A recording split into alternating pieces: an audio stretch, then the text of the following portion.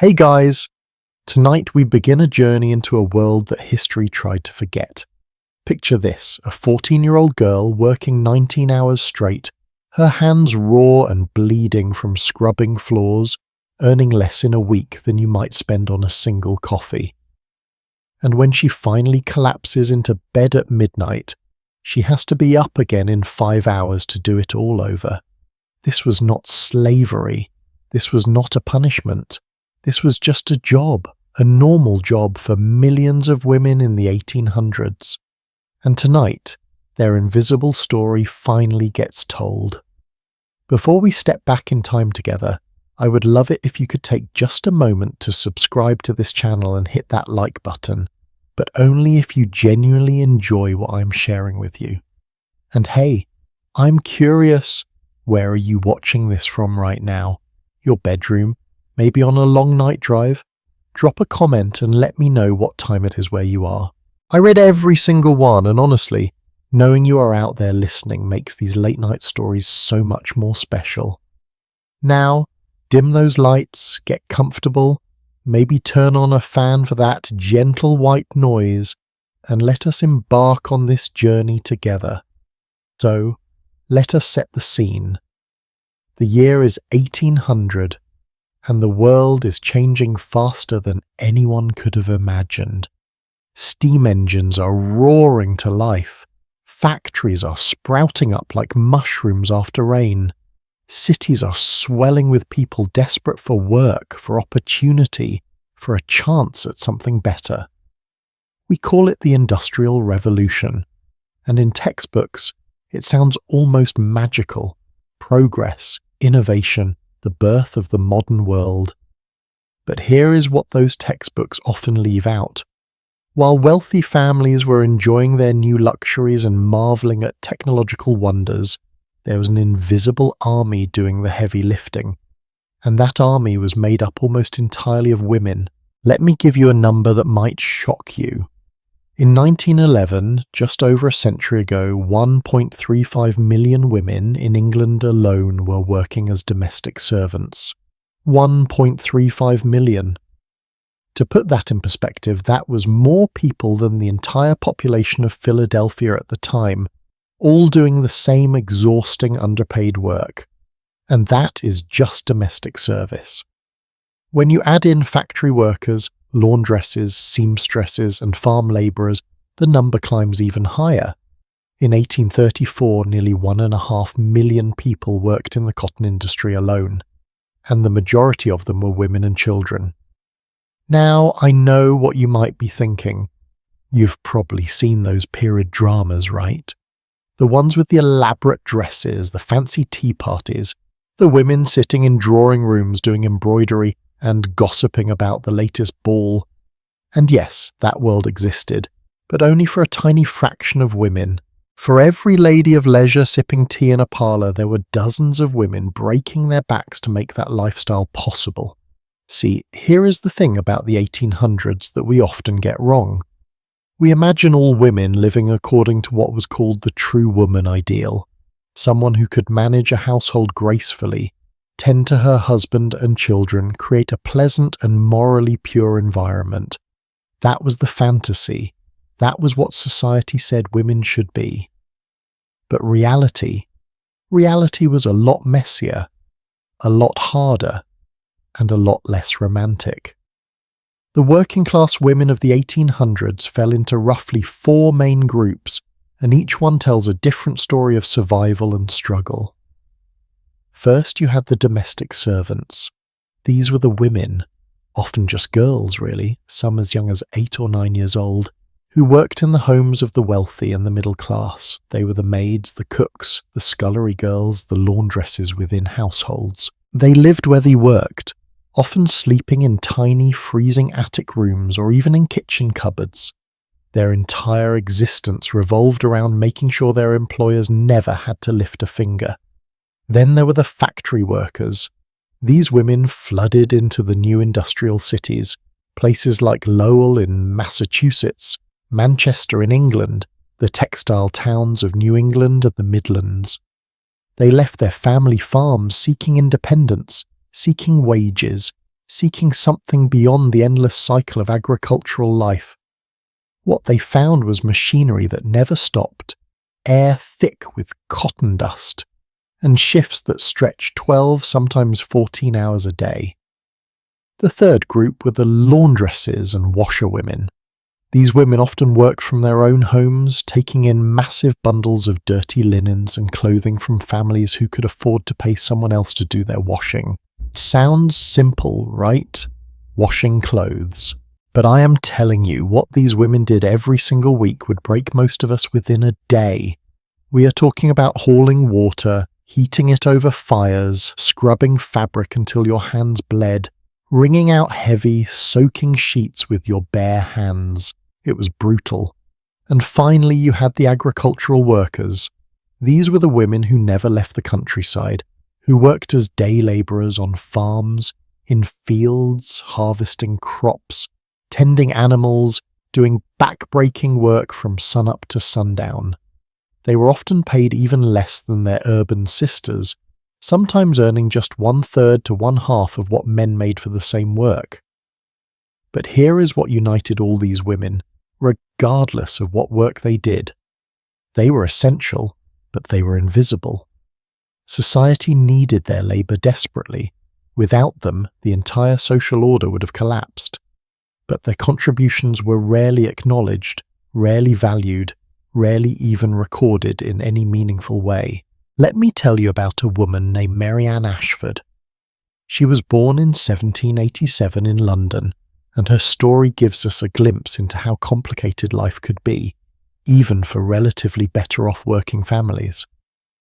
Mary Ann's parents jointly owned an inn in the City of London. You might think, oh, inn owners, they must have been comfortable. And compared to many, they were. But here is the thing. When Mary Ann was just 4 months old, 4 months barely old enough to hold up her own head, her parents sent her away to live with a woman named Mrs. Long in Camberwell. Now, why would parents do that, send their baby away? Well, cities in the 1800s were filthy, disease-ridden places. Child mortality rates were staggering. So families with means, and I mean even just modest means, would often send their infants and young children to live with wet nurses or caretakers in the countryside or suburbs, where the air was cleaner. Mary Ann's parents could only visit her in the evenings and on holidays. Imagine that, being a baby, raised by a stranger, seeing your own parents as occasional visitors. This was just one way that the lives of working women and their families were shaped by the harsh realities of the time. Everything was a calculation of survival. Now, let us talk about the difference between city life and country life for these women, because it mattered enormously. In the countryside, life followed the rhythms of the seasons. You worked according to the sun, the weather, the needs of the harvest. Yes, it was hard, extremely hard, but there was a kind of autonomy to it. If you needed to take a break, you could. If you wanted to stop early one day because you were exhausted, you could make that choice. The work was yours to manage, in a sense. But in the city, in the factories and the grand houses of the wealthy, that autonomy vanished. Your time was no longer your own. Factory bells told you when to wake up, when to start work, when to eat, if you got to eat, when to stop. You became a cog in a machine, literally and figuratively. And if you worked as a domestic servant, you were at the beck and call of your employers 24 hours a day. There was no clocking out, no weekends, no personal time. The irony is that when factories first started opening, many young women actually thought it would be an improvement over farm life. Can you imagine? They heard stories about steady wages, about independence, about city life with its shops and excitement. Some of them genuinely believed they were escaping to something better. And you know what? For a brief moment in some places, it almost seemed like that might be true. In Lowell, Massachusetts, in the early 1830s and 40s, the factory owners tried to create what they called a moral, uplifting environment for their female workers. They built boarding houses, they encouraged education, they created a system that, at least on paper, seemed almost progressive, but that golden age, if it ever really existed, did not last long. We will talk more about what happened in those factories in later parts of our journey, but I will give you a hint. Profits eventually won over principles. They always do. Here is something else that might surprise you. Despite how hard these women worked, despite how essential they were, their labour was often not even counted in official records. Historians today struggle to get an accurate picture of women's work in the 1800s because so much of it was casual, irregular, done at home, or part of the family businesses that were recorded under a man's name. A woman might spend her entire day doing piecework, sewing, weaving, making matchboxes, whatever she could do to bring in a few pennies. But officially, according to census records, she might be listed as having no occupation. Just a housewife. Just someone's daughter or mother. Invisible even in the historical record. And that invisibility had consequences. It meant that when labour laws finally started being written, when reformers started pushing for better working conditions, women's specific struggles were often overlooked. It meant that the true scope of women's contributions to the Industrial Revolution, to the building of the modern economy, was hidden and remains partially hidden even now. But tonight we are pulling back that curtain. We are making the invisible visible again. Because these women, these millions of servants and factory workers and laundresses and farm labourers, they were not just victims of history, they were survivors, they were strategists, they were fighters. Many of them found ways to carve out dignity and even joy in the midst of brutally hard lives. Some of them organised, protested, went on strike. Others used their wages to gain a kind of freedom their mothers never had. Marrying later, having fewer children, making choices. Their stories deserve to be told not as footnotes, but as the main narrative. So as we continue this journey together through the next hours, I want you to remember something. Every time you put on clean clothes without a second thought, every time you flip a light switch or adjust your thermostat, every time you enjoy any of the comforts of modern life, there is a direct line connecting you to these women. They paid the price, often with their health, sometimes with their lives, to build the foundation of the world we live in now. They were the invisible army, and it is long past time we saw them clearly. Now we have painted the broad picture, but I know you are wondering about the details. What did a typical day actually look like for these women? How early did they really wake up? What exactly did they do all day? Well, let us start with the largest group, those domestic servants. And I am warning you right now, when you hear what a maid of all work went through every single day, you are going to be grateful for every modern convenience you have ever taken for granted. Trust me on that. So take a deep breath, settle in, and let us step into the shoes of a young girl whose day begins before the sun rises and ends long after it sets. The clock reads 4:45 in the morning. Outside the world is still pitch black. The stars are fading, but the sun has not even thought about rising yet. And somewhere in a cramped, freezing attic room, a young girl, let's call her Sarah because that was one of the most common names for servants back then, jolts awake. Not because she wants to, not because she is well rested, but because if she is not downstairs in exactly 15 minutes, she will be fined a day's wages. Or worse, she will be dismissed without a reference, which means she will never work again. Welcome to the daily life of a maid of all work, and trust me, that title is not an exaggeration. She really did do all the work. Now, before we dive into the minute-by-minute horror show that was Sarah's typical day, I want you to do something for me. Look around your room right now. Notice how warm it is, how you probably have heating, maybe air conditioning. Notice how when you want light, you just flip a switch. When you want hot water, you turn a tap. Yeah? Sarah had none of that. Zero. Everything that made a house function, everything that created even basic comfort, that all depended on her labour. Her physical, back-breaking, never-ending labour. So let us walk through her day together, hour by hour. And I promise you, by the time we are done, you're going to want to hug your washing machine. 5 o'clock in the morning. Sarah stumbles down the narrow servants' staircase, the one hidden from view because heaven forbid the family actually see the people who serve them, and she heads straight to the kitchen. Her first job? Lighting the fires. And I do not mean flicking on a gas stove. I mean kneeling on a cold stone floor, cleaning out yesterday's ashes with her bare hands, laying new kindling, striking flint until her fingers go numb, and coaxing reluctant flames to life. She has to light multiple fires, by the way. One in the kitchen range for cooking, one in the dining room so it will be warm when the master comes down for breakfast, one into the drawing room, sometimes one in the master bedroom if it is winter. Each fire takes time, will, and a lot of patience.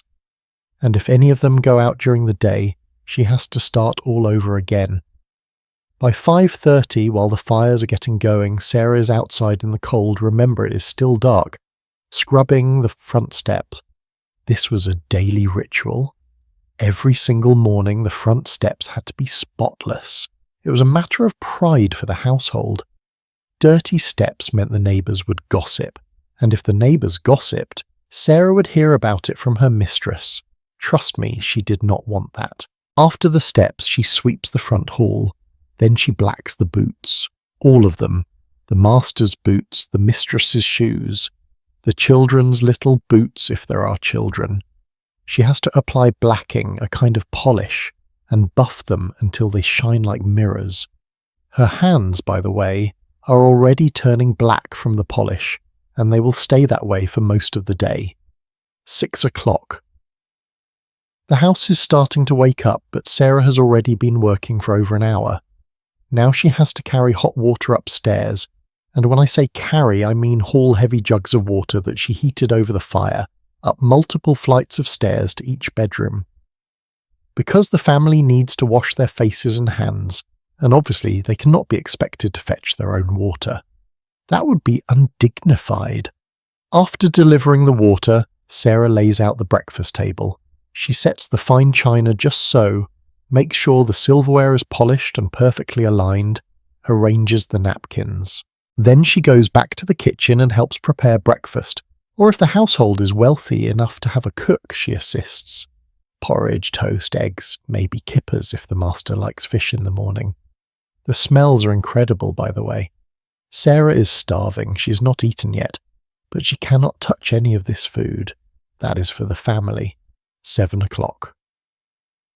The family comes down to breakfast. Sarah serves them, standing by silently in case they need anything. More tea? Yes, ma'am. More toast? Right away, sir. She moves quietly, efficiently, trying to be as invisible as possible. There is a saying from that in time, servants should be neither seen nor heard. Sarah has that drilled into her head every single day. While the family eats, she stands and stands and stands. Her feet are already aching, but she does not dare sit down. That would be insolent. By 8 o'clock, breakfast is over.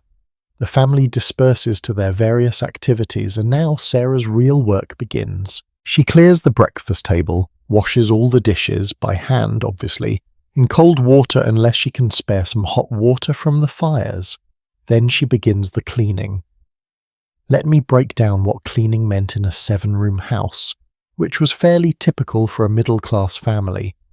Sarah had to sweep every floor, dust every surface, and I mean every surface. Windowsills, picture frames, the tops of door frames, baseboards, furniture. Remember, this is the 1800s. Cities are filled with coal smoke. Everything gets dirty incredibly fast. A layer of soot settles on every surface overnight. So this is not light dusting, this is serious scrubbing. She has to beat the rugs. Do you know what that means? She has to take the rugs outside, hang them over a line, and hit them with a special paddle to knock the dust out. Over and over and over until the dust stops flying. If you have allergies, you would not survive this job. She has to empty all the chamber pots. Yes, you heard that right, chamber pots. Because indoor plumbing is still rare, especially for servants' quarters, so Sarah has to go into each bedroom, collect the chamber pots, which are full of, well, you can imagine, carry them downstairs, empty them into the outdoor privy, clean them and return them. Every single day. Do you know what the most heartbreaking part is? Sarah probably cannot even use the nice indoor toilet if the family has one. That is for the family only. She has to use the outdoor facilities even in the dead of winter. By 10 o'clock she's supposed to have the main rooms cleaned. But there is more, so much more. She has to trim and refill the oil lamps because, again, no electricity. She has to make the beds and not just pull up the covers. She has to strip them, shake out the sheets, check for bed bugs. Oh yeah, bed bugs were a constant problem. Remake them with fresh linens if it's the right day of the week for that. 11 o'clock. Time to start preparing lunch, or dinner as they called the midday meal back then. Peel potatoes, chop vegetables, pluck a chicken if there is chicken, stir pots, keep an eye on the fires to make sure they are the right temperature. Cooking on a coal range is an art form. Too hot and everything burns, too cool and nothing cooks. Sarah has to get it exactly right or she will face the mistress's wrath. Noon. She serves lunch, again standing silently while the family eats.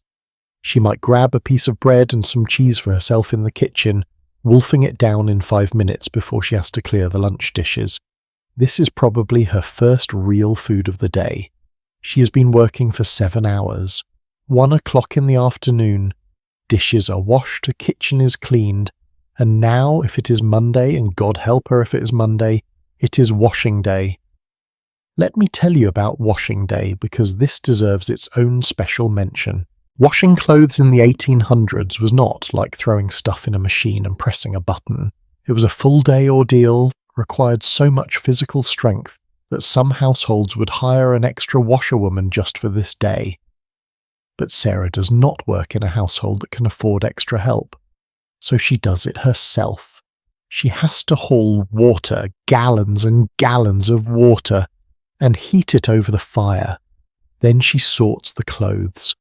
Whites go first because they need the cleanest water.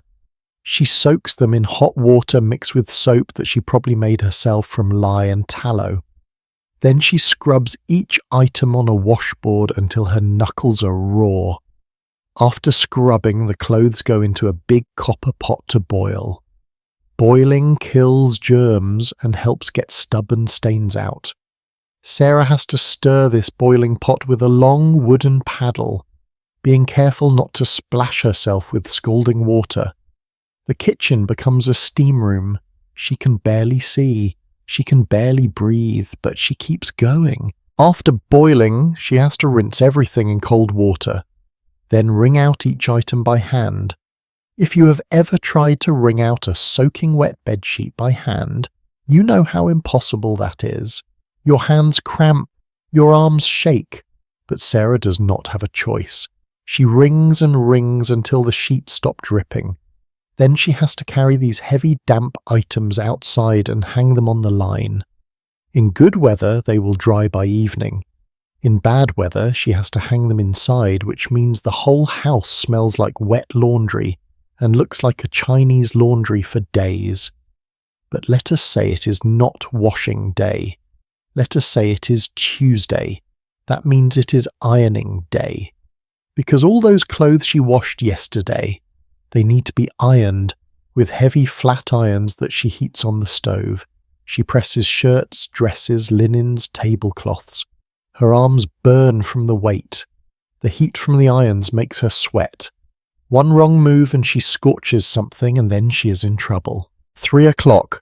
Time to prepare afternoon tea. The mistress likes her tea at precisely 3 o'clock with little cakes or biscuits. Sarah arranges everything on a tray, carries it to the drawing room, serves it with a curtsy, and retreats. 4 o'clock. She is supposed to have a break now. Supposed to. In reality, she uses this time to do mending, sew buttons back on, fix torn hems, darn socks, because the family's clothes do not repair themselves. 5 o'clock. Start preparing dinner. This is the big meal of the day. Multiple courses if it is a special occasion. Soup, meat, vegetables, pudding for dessert. Sarah is on her feet in the hot kitchen, juggling multiple dishes, trying to time everything so it is all ready at the same moment. 7 o'clock, serve dinner, stand and wait, clear the dishes, wash everything again. By 8 or 9 o'clock at night, the family is retiring to the drawing room or going to bed. Sarah is not done. She has to bank the fires so they will last through the night. She has to set out the breakfast things for tomorrow morning. She has to make sure everything is locked up and secure. If she is lucky, very lucky, she might be done by 10 o'clock at night. That is 17 hours of work. But more often, it is closer to 11 or even midnight before she finally drags herself up those stairs to her tiny attic room. And here is the truly brutal part. She gets 1 half-day off per week, if she is fortunate. Some girls did not even get that. 1 half-day to do her own laundry, write letters home if she can write, maybe walk to church. That was it. That was her entire personal life. For all this work, this endless, exhausting, soul-crushing work, how much do you think Sarah earned? Take a guess. £12 to £24 per year. In modern terms, that is roughly equivalent to maybe $3,000 to $5,000 a year for working 17 hours a day, 7 days a week. Let that sink in. And you know what is even worse? She could be fired at any moment for the smallest infraction.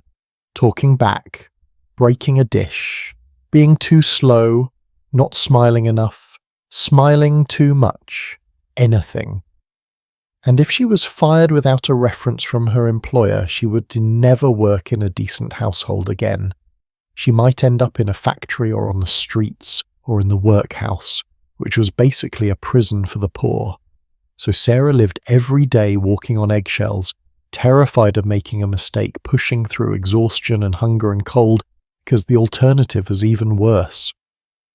Here is what I want you to understand. This was not unusual. This was not an extreme case. This was normal. This was what millions of girls and young women experienced every single day. They were children, some as young as 8 or 9, doing the work of 3 adults for almost no money, with no protections, no rights, and very little hope that things would ever get better. And yet somehow many of them survived. Some even found small moments of happiness. They formed friendships with other servants in neighbouring houses. They gossiped during rare moments of freedom. They fell in love, though they had to hide it because romance was forbidden until they left service. They dreamed of saving enough money to open a little shop or to marry a tradesman, or to do anything other than be a servant forever. The human spirit is remarkable that way. Even in the worst circumstances, people find ways to keep going, to hope, to imagine something better. But I will not romanticize it. Life for a maid of all work was brutal. It aged these girls decades beyond their years. Many developed chronic health problems, bad backs, ruined hands, respiratory issues from breathing coal smoke and dust all day. And remember, there was no workers' compensation, no sick leave. If you could not work, you did not get paid. Simple as that. Now, you might be thinking, well, at least servants had a roof over their heads and regular meals. That is more than some people had. And you would be right. For many girls from desperate poverty, domestic service was genuinely a step up. It was better than starving, better than the workhouse, better than some of the alternatives. But better than starving is a pretty low bar, do you not think? Here is the thing that really gets me. These girls were not just invisible during their lives. They've been invisible throughout history. We know the names of the wealthy families they served. We can tour their grand houses today. But the Sarahs of the world, the girls who made those grand houses function, we barely know they existed. Their names were not recorded. Their stories were not told. They appear in census records as just a line of data. Servant, age 14. That is why tonight matters. That is why we are telling these stories, because they deserve to be remembered. They deserve to be seen. But you know what? As hard as life was for domestic servants, and it was brutally hard, they were not the only ones suffering. Because while Sarah was scrubbing floors in a grand house, other women were working in environments that made domestic service look almost pleasant by comparison. I am talking about the factories, the textile mills, the places where the air itself could kill you, where one moment of inattention could cost you a limb, where women were not just worked to exhaustion, they were systematically broken down piece by piece until they had nothing left to give. So let us leave Sarah's attic room and travel to the industrial cities, to the massive brick buildings where thousands of women worked shoulder to shoulder, where the noise was so loud you could go deaf, where the very air you breathed could sentence you to a slow, painful death. Because if you thought a maid's life was hard, just wait until you hear about the mills. You know what is fascinating about human nature? Even in the most oppressive systems, we still create hierarchies. We still find ways to rank ourselves, to establish who is above whom, to determine who gets a tiny bit more respect or a slightly larger room. And nowhere was this more apparent than in the servant quarters of Victorian homes. Because here is something that might surprise you. Not all servants were equal, not even close. While they were all trapped in the same system, while they all worked, exhausting hours for minimal pay, there was a rigid social structure below stairs that was just as strict, sometimes even more strict, than the one above stairs. Think about it.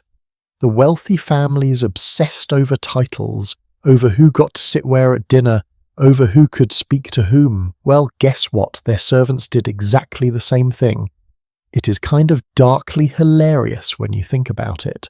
These women and men who owned almost nothing, who had virtually no power in the wider world, created their own little kingdoms in the basement and attics of grand houses. So tonight, let us pull back the curtain on this hidden hierarchy. Let us talk about who really ran the household. And spoiler alert, it was not always the master and mistress. And let us explore what it meant to climb the ladder in a world where the ladder only had a few rungs, and most people never got past the bottom one. At the very top of the servant pyramid sat the butler. This was the highest position any servant could aspire to, and it was exclusively male. The butler was essentially the chief operating officer of the household. He managed all the male servants, oversaw the wine cellar, supervised the dining room, and hired and fired staff.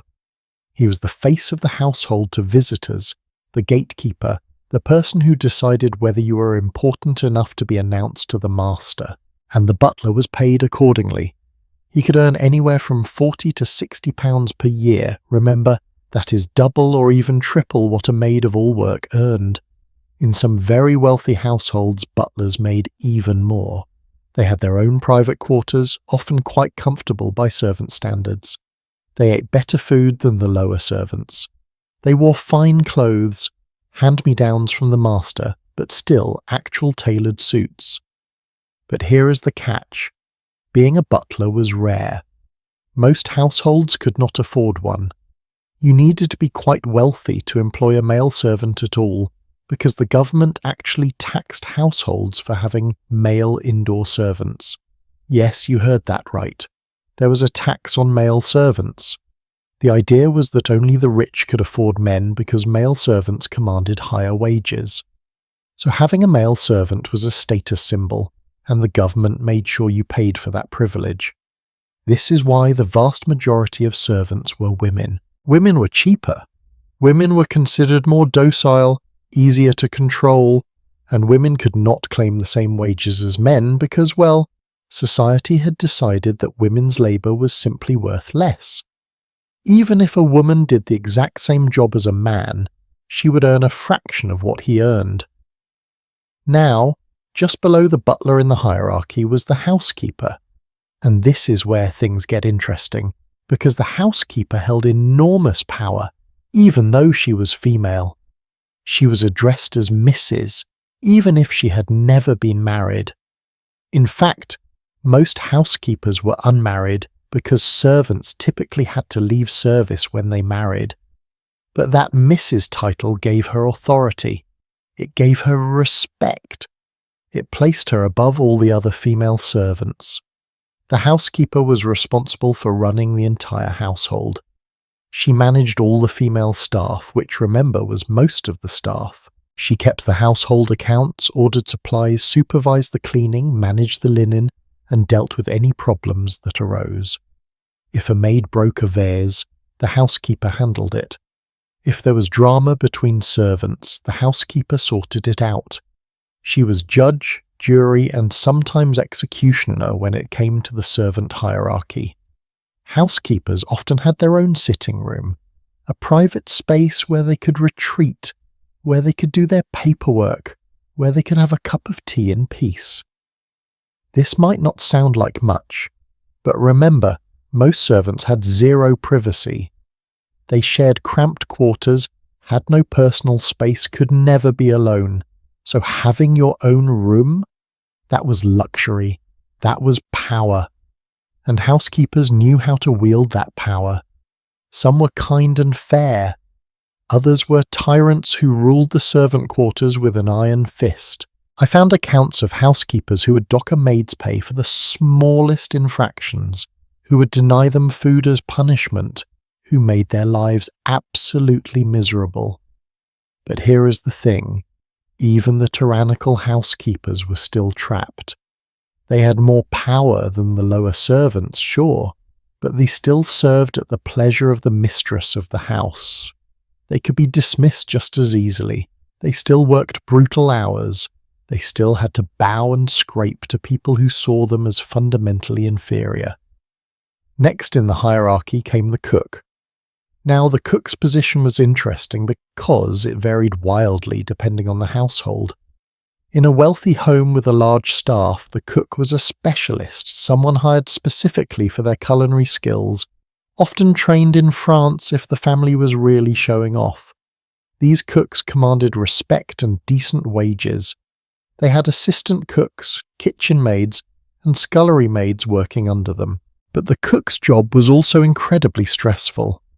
Imagine having to prepare elaborate multi-course dinners for important guests with nothing but a coal-fired range, no thermometers, no timers, no modern conveniences whatsoever. You had to know by instinct when the oven was the right temperature. You had to coordinate multiple dishes to be ready at the exact same time. You had to make sure nothing burned, nothing was undercooked, nothing disappointed the master. And if you failed, if the soufflé fell or the roast was too tough, you heard about it. Sometimes you lost your job over it. Despite the stress, the cook's position was relatively secure if you were good at it. Good cooks were hard to find and families knew it. They would put up with a cook's temperamental behaviour, and cooks were notorious for being temperamental because they needed those skills. Then we have what I like to call the middle management of the servant world, the lady's maid and the valet. These were personal servants to the master and mistress of the house, and they occupied a strange position in the hierarchy. They were not as high-ranking as the housekeeper or butler in terms of managing other staff, but they had something perhaps more valuable: access. A lady's maid spent hours alone with the mistress every day. She helped her dress, did her hair, attended to her personal needs, listened to her gossip, kept her secrets. This intimacy created a unique relationship. Some ladies and their maids became genuinely close, or as close as you could be given the massive power imbalance. The maid might receive gifts, hand-me-down dresses, small favours. She might travel with the family when they went to their country estate or to the seaside. But that intimacy also meant the lady's maid had zero privacy and zero independence. Her time was not her own.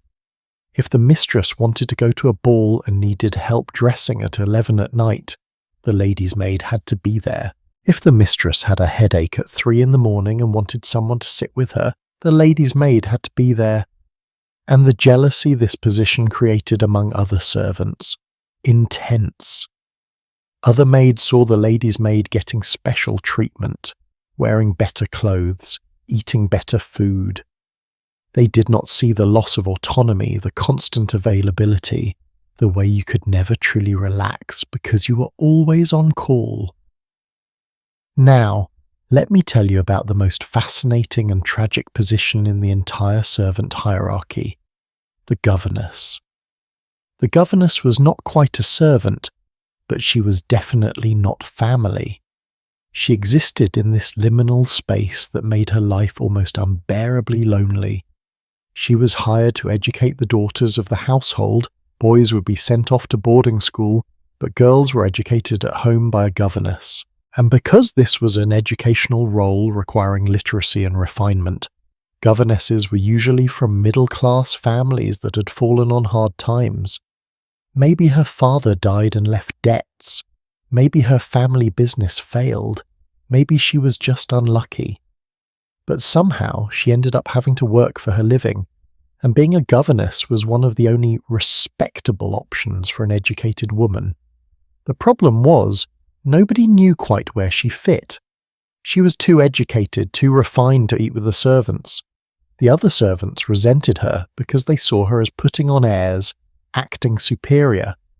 But she was not allowed to eat with the family either, because she was still staff.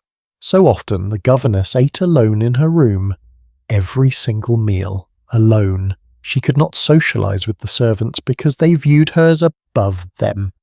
She could not socialize with the family because she was below them. She was caught in the middle, belonging nowhere, accepted by no one, and the pay? Terrible. Despite being educated, despite having skills, governesses often earned less than housekeepers. Why? Because they were seen as desperate. Society knew these women had no other options, so employers could pay them almost nothing and they would still take the job. Charlotte Bronte wrote about this in Jane Eyre, drawing from her own miserable experiences as a governess, the loneliness, the humiliation, the constant reminder that you were not quite good enough for anything. It is heartbreaking. Below the upper servants, you had the various specialized maids, parlour maids, chambermaids, laundry maids, kitchen maids. Each had specific duties, and there was a ranking even among them. A parlour maid who worked in the public rooms of the house was considered more refined than a scullery maid, who scrubbed pots in the kitchen and never saw the light of day. And at the very bottom, the maid of all work that we talked about earlier, the girl who did everything. She was the lowest of the low, and everyone knew it. Here is what fascinates me about this hierarchy. It was maintained by the servants themselves just as much as by the employers. The upper servants enforced it rigidly. A housekeeper would never dream of sitting at the same table as a scullery maid. A butler would be offended if you suggested he had anything in common with a boot boy. Why? Why would people who are all essentially powerless create these divisions among themselves? I think it is because having someone below you, even if you are near the bottom yourself, gives you a shred of dignity. It gives you someone to look down on, which makes you feel less looked down upon yourself. It is a survival mechanism, really, a psychological way of coping with your own oppression by finding someone who has it even worse. But it also kept servants divided. It kept them from banding together, from recognizing their common interests, from organizing for better conditions. And the employers knew this. They encouraged these divisions. They gave small privileges to upper servants precisely to create this hierarchy, to make sure the servants spent more time competing with each other than questioning the system itself. Let me give you a specific example. In 1851, a woman named Elizabeth Nilsson lived at a place called the Croft with her daughter and 3 grandchildren. She employed 11 servants, a governess, a lady's maid, a children's maid, a housemaid, a cook, a kitchen maid, a gardener, and 2 footmen. Now think about the dynamics in that house. The governess probably barely spoke to the kitchen maid. The lady's maid might have looked down on the housemaid. The footman, being male, would have outranked most of the female servants despite doing less work. Everyone had their place, everyone knew their place, and everyone enforced that place. And here is the really insidious part. This hierarchy meant that if you were a maid of all work, you could not complain to the housekeeper about your working conditions because the housekeeper would just tell you to work harder. You could not bond with other servants because you were too low-ranking to socialize with them. You were isolated, atomized, powerless. The system was designed to keep you that way. Now, I want to talk about something that made this hierarchy even more complicated. Gender. We have mentioned that male servants were rare and expensive, but when they did exist, they automatically outranked female servants doing similar or even more important work. A footman, whose main job was literally to stand around looking decorative and open doors, could earn more than a hard-working cook or housekeeper. Why? Because he was male. That was it. That was the only reason. The footmen were chosen specifically for being tall and handsome. I am not kidding. Employers wanted tall, good-looking men in fancy livery to serve at dinners and greet guests, because it made the household look prestigious. It was all for show. These men were human decorations, and yet they earned more than women who actually kept the household running. Can you imagine how infuriating that must have been? You are a housekeeper managing an entire staff, keeping detailed accounts, making sure everything runs smoothly, working yourself to exhaustion, and some 20-year-old pretty boy who does nothing but stand in the hallway and announce visitors is earning nearly as much as you, maybe more. But here is where it gets even more twisted. Because male servants were taxed and expensive, only truly wealthy families could afford them. So having male servants became a status symbol. It was a way of showing off. Look at us, we are so rich we can afford to employ men. It was conspicuous consumption at its finest. The number of male servants you employed was a direct measure of your wealth and status. 1 footman, you are comfortable. 2 footmen, you are doing well. A butler plus multiple footmen, you are seriously rich. It was a competition among the wealthy, and the servants themselves were just game pieces. I found this incredible detail. In some households, the butler would actually manage the family's wine cellar more carefully than the master himself. He had the keys. He decided what wine was served when. And because fine wine was extremely valuable, butlers sometimes abused this power. They would water down expensive wines and keep the good stuff for themselves, or they would claim bottles were empty when they were not. Masters knew this happened, but they could not do much about it without admitting they did not trust their own butler, which would be embarrassing. So there was this unspoken arrangement.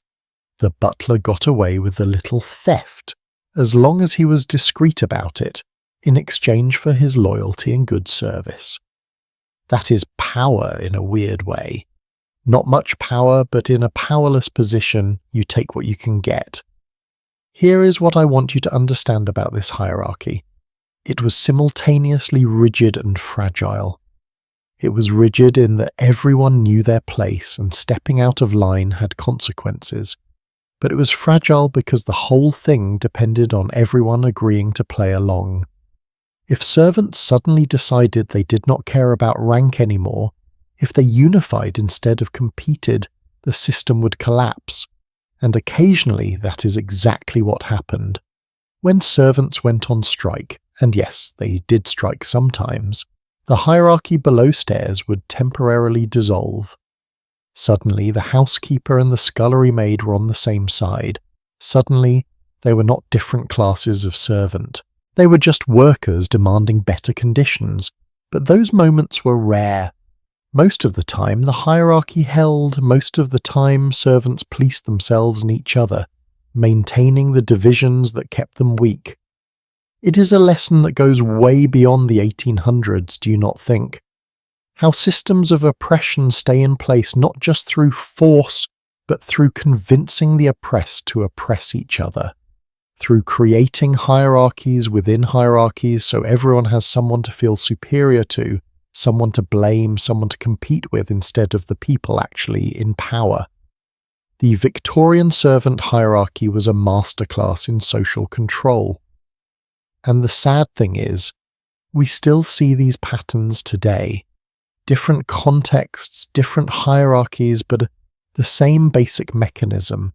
Divide people who should be united, give them just enough difference in status to keep them fighting each other, and the whole system perpetuates itself. But you know what the hierarchy could not hide, no matter how rigid it was? The dangers that all servants faced regardless of rank. Because whether you were a butler at the top or a scullery maid at the bottom, there were threats in those households that did not care about your position on the ladder. And some of those threats? They came from the very people the servants were supposed to trust. The masters and mistresses who had absolute power over their lives and who sometimes, more often than you might think, used that power in the most horrifying ways possible. So let us step carefully now into the shadows of these grand houses, into the locked rooms and darkened hallways where the hierarchy meant nothing and danger wore a respectable face. There are some stories from history that we do not like to tell. Stories that make us uncomfortable, that shatter our romantic notions of the past, that reveal just how dark things could get behind the polished facades of respectability. But these stories need to be told, because forgetting them, ignoring them, pretending they did not happen, that dishonours the women who survived them and the ones who did not. So let me ask you something. When you think about a Victorian household, what image comes to mind? Probably something elegant, right? Fine china, proper manners, moral uprightness. The Victorians were obsessed with propriety, with appearances, with being seen as respectable. But here is the thing about obsessing over appearances. It often means hiding what is really going on. And what was really going on behind those closed doors was sometimes absolutely horrifying. Young women in domestic service were vulnerable in ways that are hard to overstate. They lived in their employer's house, completely dependent on them for food, shelter, and wages. They had no legal protections worth mentioning until 1823, and even then, those protections were minimal. They could not leave without a reference, and without a reference, they could not work anywhere else. They were trapped, isolated, and some people, both men and women, took advantage of that in the cruelest ways imaginable. Let us start with something that happened far too often but was rarely talked about. Sexual exploitation. Young maids, especially the pretty ones, were what one historian called especially vulnerable to being sexually exploited. That is putting it mildly. Think about the power dynamic here. You are a 15-year-old girl working in a house. The master of that house, or his sons, or his male guests, they have absolute authority over you. They can fire you. They can ruin your reputation.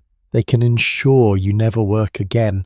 And you have nothing, no power, no protection, often no one who would even believe you if you spoke up. So when a master or a son decided he wanted something from a maid, what choice did she really have?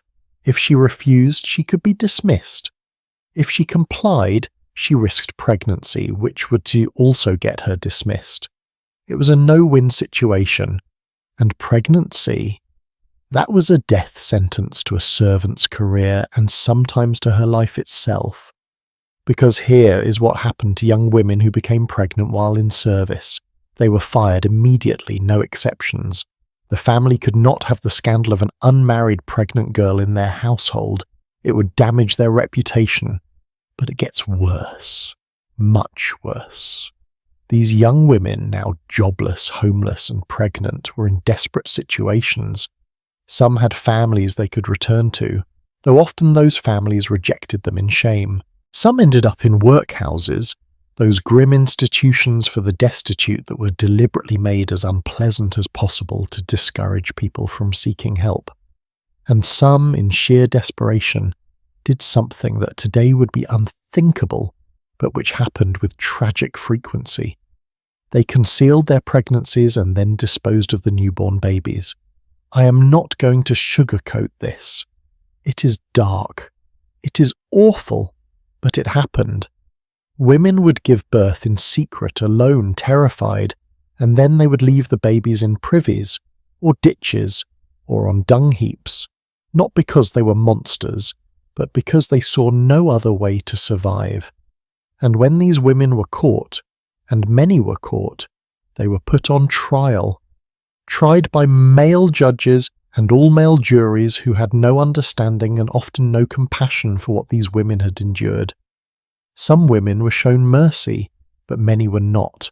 Many were hanged for infanticide, hanged for being victims of a system that gave them no good options. Let me tell you about a case that shocked people even in that harsh time.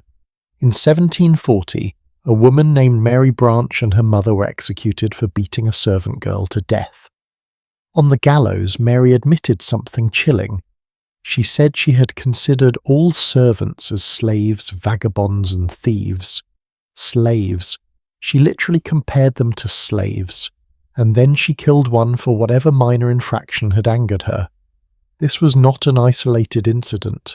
Historical records are full of cases where servants were beaten, starved, locked in cellars, treated with such cruelty that it sometimes ended in death. And the perpetrators? Often they faced minimal consequences, especially if they were wealthy. A slap on the wrist, a fine, sometimes nothing at all, because who was going to prosecute them? Who was going to testify against them? The other servants were too terrified.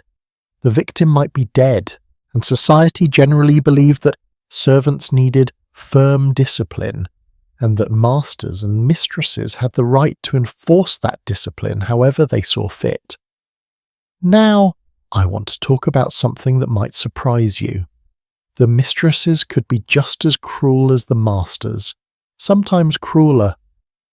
We often think of Victorian women as gentle, refined, moral guardians of the home, and some were, but some were tyrants who made their servants' lives absolute hell.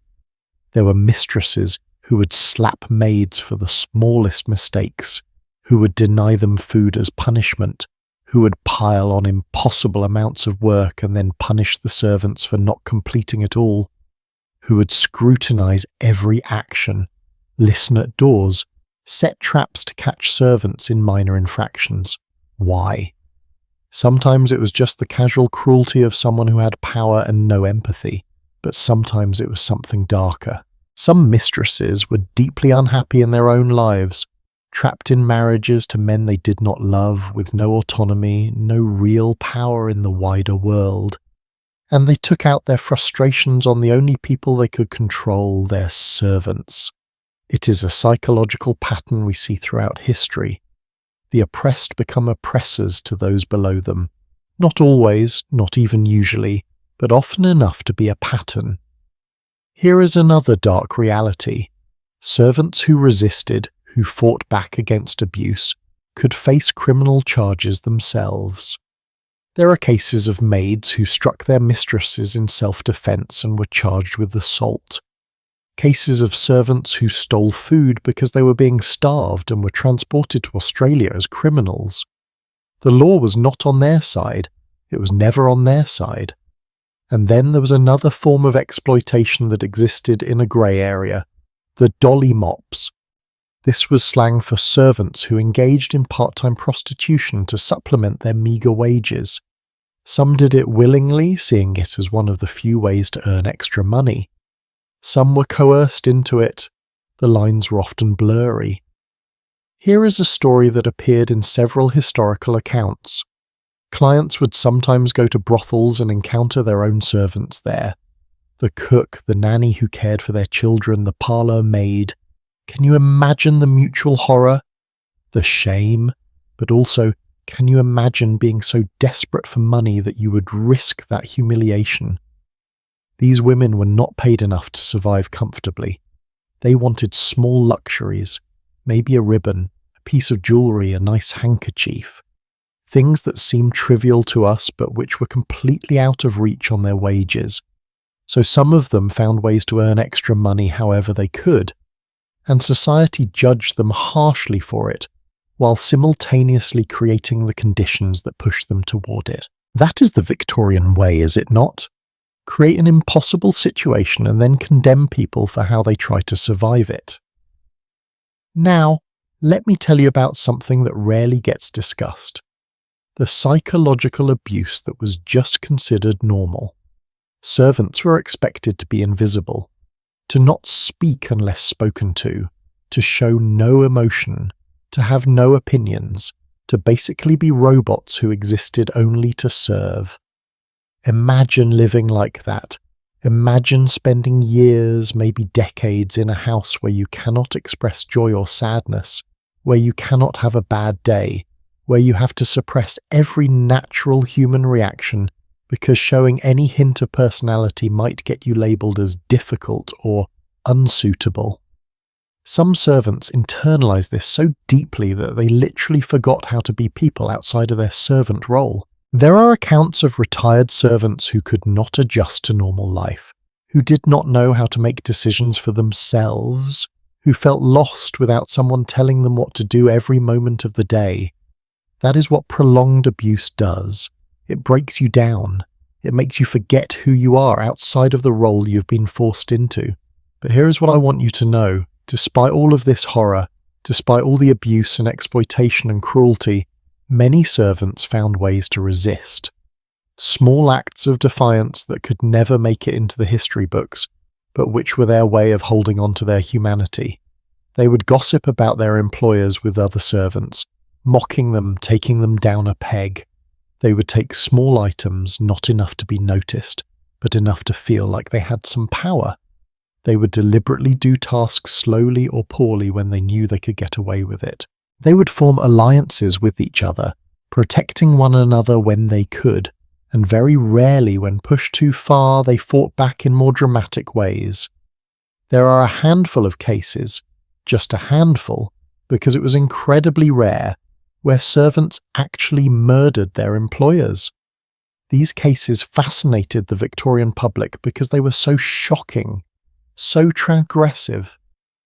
A servant killing a master or mistress violated every social norm, every expected hierarchy. But when you read the details of these cases, when you learn what these servants had endured, years of beatings, starvation, sexual abuse, humiliation, you understand why they snapped. I am not condoning murder, but I am saying that when you push someone into a corner, when you treat them as less than human for long enough, sometimes they fight back, and sometimes that fight is violent. The court showed no mercy in these cases, of course. These servants were executed, often with great public spectacle, as a warning to other servants everywhere. Know your place. Stay in your lane. Do not ever, ever fight back. Now, I need to talk about something that is particularly painful. The servants who had nowhere to go. Some servants, when they could no longer bear their situations, would simply leave. They would walk out, consequences be damned. But where could they go? Without a reference, they could not get another position in service. Without savings, and most servants had no savings, they could not support themselves while looking for other work. Some ended up in factories, which were often even worse than service. Some ended up in the workhouse, which was basically a prison for being poor. And some ended up in prostitution, which was often the only option left for a woman with no skills, no references, and no family support. Victorian London was estimated to have many thousands of prostitutes working the streets. Nobody knows the exact number because it was not something people wanted to count officially, but thousands upon thousands of women sold their bodies to survive. And a significant number of them were former domestic servants who had run out of options. Think about that trajectory. You start as a young girl, maybe 12 or 13, excited to have a position in a nice house. You work yourself to exhaustion for years. Maybe you are abused. Maybe you're exploited. Maybe you just cannot take it anymore. So you leave, and within months, you are on the streets, doing things you never imagined you would do just to survive another day. That was the reality for far too many women in the 1800s. Here is something else that rarely gets mentioned. The servants who were sexually abused often knew that telling anyone would make things worse for them, not better. If a maid accused a master of assaulting her, who would believe her? A low-class servant girl accusing a respectable gentleman? She would be dismissed as a liar, fired, and blacklisted. The master would suffer no consequences whatsoever. So they stayed silent, they endured, they survived however they could, and their stories were lost to history because they could never safely tell them. The lack of legal protection was staggering. Until the Master and Servant Act of 1823, there were essentially no laws governing how employers had to treat their servants. None. You could work them as many hours as you wanted, pay them whatever you felt like paying them, feed them scraps or not feed them at all, and it was all perfectly legal. The 1823 Act established some minimal standards, required employers to provide adequate accommodations, clothing and meal allowances, but enforcement was almost non-existent. How was a servant supposed to report violations? Go to the police? The police would laugh at them. Hire a lawyer? With what money? The system was designed to keep servants powerless, and it worked horrifyingly well. Now, I want to end this section with something important. Not all employers were cruel, not all households were nightmares.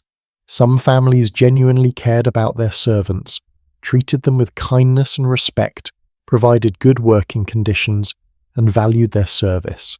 Those households existed, and they are probably more common than the horror stories. But the point is this: even in the good households, servants were still fundamentally vulnerable. Even kind employers had absolute power over their servants' lives. Even in the best situations, a servant could be dismissed for reasons beyond their control and find themselves destitute overnight. The problem was not just individual bad actors. The problem was the system itself. A system that gave one group of people complete power over another group with virtually no checks on that power, and then acted surprised when abuse happened. Does this sound familiar? It should. Because we still see versions of this dynamic today. Different contexts, different power imbalances, but the same basic problem. When one group of people has unchecked power over another, abuse is not an exception. It is inevitable. The Victorian servant system was built on exploitation. Even when it was benevolent exploitation, it was still exploitation. And the women trapped in that system paid the price with their health, their dignity, and sometimes their lives. But you know what? Some servants found a way out. Not many, but some. They found work that allowed them more independence, more autonomy, more control over their own lives. Work that was still backbreaking, still poorly paid, still undervalued. But work where at least they were their own bosses, working in their own homes, on their own terms. I am talking about the laundresses, the washerwomen, the women who took in other people's dirty linens and somehow miraculously transformed them into clean-pressed, beautiful things. It were brutal work, possibly the most physically demanding job a woman could do, but it was hers, and that mattered. So let us leave these dark hallways and locked rooms behind, and step into the steamy, soap-filled world of women who chose back-breaking independence over comfortable servitude. Imagine for a moment that you have never used a washing machine in your life. No dryer, no spin cycle, no detergent pods you just toss in and walk away.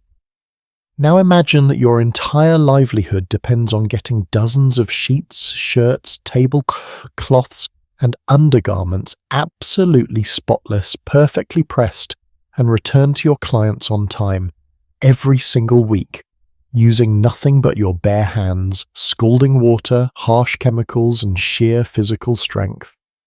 Welcome to the world of the Victorian laundress. And I am warning you right now, this might be the most underappreciated, back-breaking, brutally exhausting job we are going to talk about tonight. But it is also, in a strange way, one of the most powerful. Because unlike the servants trapped in someone else's household, these women worked for themselves. They were entrepreneurs, business owners, independent operators in a world that did not want women to be any of those things. So let us roll up our sleeves, way up, because they are about to get very, very wet and dive into this steamy, soap-filled world. First, I need you to understand just how much laundry we are talking about. A typical middle-class Victorian family changed their undergarments, shirts, and bed linens constantly. Why? Because cleanliness had become almost an obsession. White linens, in particular, were a status symbol. The whiter your tablecloths, the whiter your sheets, the whiter your husband's shirt collars, the more respectable you appeared. But here is the catch. Keeping things brilliantly white in a city filled with coal smoke, factory soot, and general filth was nearly impossible. Things got dirty fast, so families needed their linens washed frequently. And most middle-class families could not afford to employ a full-time laundress in their household, so they sent their washing out to women who did it from their own homes. This created a massive industry. In London alone, it was estimated that about 25% of all working women were involved in laundry work at some point during the 19th century. 25%. That is 1 in 4 women. And in Paris, the number was similar. Nearly 100,000 washerwomen supporting themselves and their families by doing other people's laundry. Now, let me walk you through what it actually took to do laundry in the 1800s, because I guarantee you have never thought about this process in detail, and once you hear it, you will never take your washing machine for granted again. Step 1. Collection and sorting. The laundress would either collect bundles of dirty laundry from her clients' homes, or the clients would drop them off at her house. She would then sort everything. Whites in one pile, these needed the most intensive treatment. Colours in another. Delicate items like lace collars in a special pile. Heavily soiled work clothes in another. Some wealthy families had these adorable little embroidered pillows with lists of items stitched on them. 12 shirts, 6 nightgowns, 8 towels, whatever. They would stick pins next to each item when they sent it out, and remove the pins when it came back. It was their way of making sure the laundress did not lose anything, or swap their fine linens for inferior ones. Trust issues much. Step 2. Soaking. Before anything could be washed, it had to soak, sometimes overnight. The laundress would fill large tubs with water, and we need to pause here and talk about water, because getting water was a job in itself. If she was lucky, she had a pump in her yard. If she was not lucky, she had to walk to a public pump, fill heavy buckets, and carry them back, over and over and over. Do you know how much water it takes to do laundry for multiple families? Gallons upon gallons. The water carrying alone could take hours, so she fills the tubs, adds soap, which she might have made herself from lye and animal fat, a process that could burn your skin if you are not careful, and lets the clothes soak. This loosens the dirt, but it is just the beginning. Step 3. Scrubbing. After soaking, each item had to be scrubbed, by hand, on a washboard. If you have never used a washboard, Let me tell you what it does to your hands. The washboard is a ridged surface, usually made of metal or wood with ridges.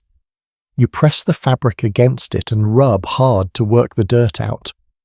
Your knuckles scrape against the ridges, your hands get raw, your fingers crack and bleed, especially in winter. And you do this for hours, literally hours.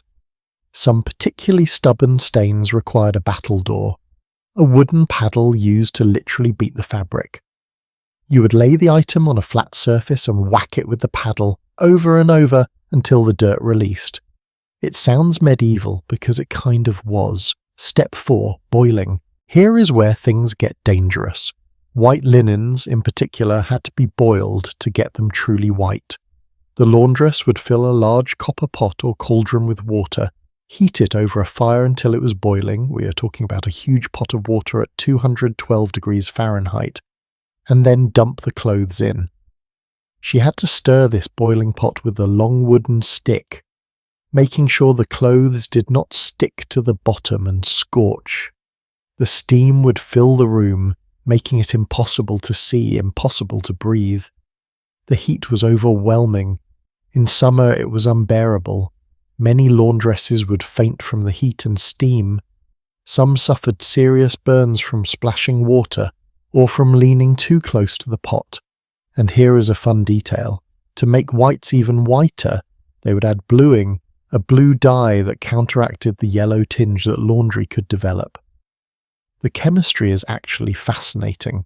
Blue and yellow are opposite on the colour wheel, so adding a tiny bit of blue makes whites appear whiter, but add too much, and your client's sheets are now blue. Add too little, and they look dingy. Getting it exactly right required skill and experience. Step 5. Rinsing. After boiling, everything had to be rinsed in clean water to remove the soap. More hauling of water, more scrubbing, more wringing. And when I say wringing, I mean wringing by hand, twisting heavy, soaking wet sheets until your hands cramped and your arms felt like they were going to fall off. Do you know how heavy a wet sheet is? Try lifting a soaking wet king-size bedsheet sometime and tell me how long you can hold it. Now imagine twisting it to squeeze the water out. Now imagine doing that for dozens of sheets. Your shoulders would give out. Your back would scream. But the laundress could not stop because the clothes had to dry, and they would not dry if they were still dripping wet. Step 6. Drying. In good weather, she would hang everything outside on clotheslines. Miles of clotheslines strung across her yard or the communal drying grounds. But here is the problem. Victorian cities were filthy. The air was full of soot and smoke, so sometimes clean laundry hanging outside would get dirty again from the air. Laundresses had to judge the wind, the weather, the level of pollution in the air. It was an art. In bad weather or in winter, she had to hang everything inside. Can you imagine what that did to a small house? Wet laundry everywhere. The dampness seeping into the walls, into the furniture, into your lungs, the smell of wet fabric permeating everything. And the laundress and her family had to live in this swamp-like environment for days while everything dried. Step 7. Ironing. Oh, you thought we were done? No, because once everything was dry it all had to be ironed, with flat irons. These were solid chunks of iron that you heated on the stove until they were searingly hot. You would have several irons heating at once because they cooled down quickly. The laundress would test the heat by spitting on the iron. If the spit sizzled, it was ready. Too hot, and she would scorch the fabric. Too cool, and the wrinkles would not come out. She had to develop this perfect sense of temperature through experience. And the ironing itself was an upper body workout. These irons weighed several pounds each. You had to press down hard while moving the iron smoothly across the fabric. For hours, shirts had to be perfectly pressed. Collars had to be stiff and crisp. Tablecloths had to be immaculate. Any mistakes, any scorch marks, any remaining wrinkles, the client would complain, might refuse to pay, might take their business elsewhere. Now let me tell you about the working conditions. Most laundresses worked from home, which sounds nice until you realise what that meant. Their homes became miniature factories. Steam filled the rooms, chemicals stained the walls, the heat and moisture created the perfect environment for mould and mildew. Their children, and yes, their children often helped with the work, breathed in this toxic air every day. The working hours were insane. In London, a laundress might work what they called a day's work for washing, which could last 20 hours. 20 hours! That is more than twice the length of a typical agricultural workday, and she was paid 2 shillings and 6 pence for this 20-hour shift. In comparison, agricultural workers earned 8 pence for a much shorter day. Now you might think, wait, 2 shillings and 6 pence is more than 3 times what agricultural workers made. That sounds pretty good, but when you factor in the hours, she was actually earning less per hour, and she was absolutely destroying her body in the process. Let me tell you what happened to women who did laundry work for years. Their hands became permanently damaged, scarred, thickened, the joints swollen from arthritis caused by constant immersion in hot and cold water, and the repetitive scrubbing motions. Many developed chronic back problems from bending over tubs all day, from lifting heavy loads of wet laundry, from hours of ironing. Respiratory issues were common because of the constant steam, the chemicals, the damp conditions. And because laundry work required enormous physical strength, women often suffered from hernias, pulled muscles, and general physical breakdown. There was actually a saying in North Kensington, a part of London where many laundresses worked, "The best ironer gets the worst husband." What did that mean? It meant that men knew laundresses could earn decent money, and some men, absolute scoundrels, would deliberately marry laundresses and then live off their earnings while contributing nothing themselves. A clergyman at the time commented that to marry a laundress was as good as a fortune, and an informant to the Royal Commission on the Poor Laws in 1909 stated that it is well known amongst the poor that men move to North Kensington for the purpose of being kept by their wives. Can you imagine? These women are working themselves literally to death, and their husbands are just sitting around, taking their money, maybe drinking it away, while she continues to slave over tubs of scalding water. And this was apparently common enough to be well known as a phenomenon. But here is what I find remarkable. Despite all this hardship, despite the physical toll, despite the ungrateful husbands and the difficult clients and the endless back-breaking work, laundresses were described as the most independent people on the face of the earth. Now, that was not meant as a compliment. When the Royal Commission on Labour said this, they meant it as a criticism. Independent women were not seen as a good thing in Victorian society. Women were supposed to be docile, deferential, obedient. Laundresses were none of those things. They set their own hours, more or less. They chose their own clients. They could refuse work if they wanted to. They could demand higher pay if they felt their work was worth it. They ran their own businesses, kept their own accounts, made their own decisions, and yes, they spoke their minds. They were known for being assertive, even crude by Victorian standards. They did not bow and scrape to anyone. This independence came at a cost, obviously. The work was brutal. The pay was still poor compared to men's wages. The social status was low. Laundresses were often stereotyped as rough, unladylike, lacking in respectability. But they had something that domestic servants did not have: autonomy. They were their own bosses, and for many women that was worth the price. Let me tell you about a woman whose story I found in historical records. Her name was Alice Foley, born in 1891 in Bolton, England.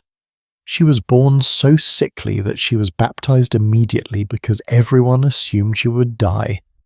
The night she was born, her father had lost his job and poor relief was denied. So her parents did what was called a moonlight flit. They basically ran away in the middle of the night to avoid their debts. The family settled in Bolton, and Alice's mother took in washing to make ends meet. Alice remembered her mother working constantly, the house always filled with steam and the smell of wet fabric, her mother's hands always red and raw. But she also remembered her mother taking fierce pride in her work, in keeping their own small house spick and span, even while washing other people's linens. Her mother was poor, exhausted, probably in chronic pain, but she was also independent. She was making her own way. Here is another fascinating detail. Laundresses often worked together in what were essentially informal cooperatives.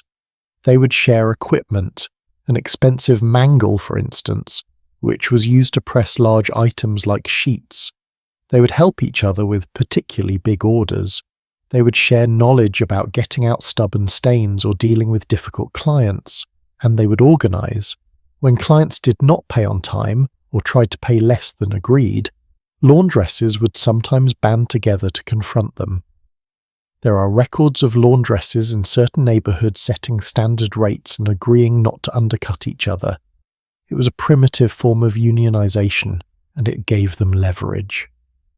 In 1881 in Atlanta, just 1 year after the end of slavery, a group of African American washerwomen, many of them formerly enslaved, formed what they called the Washing Society.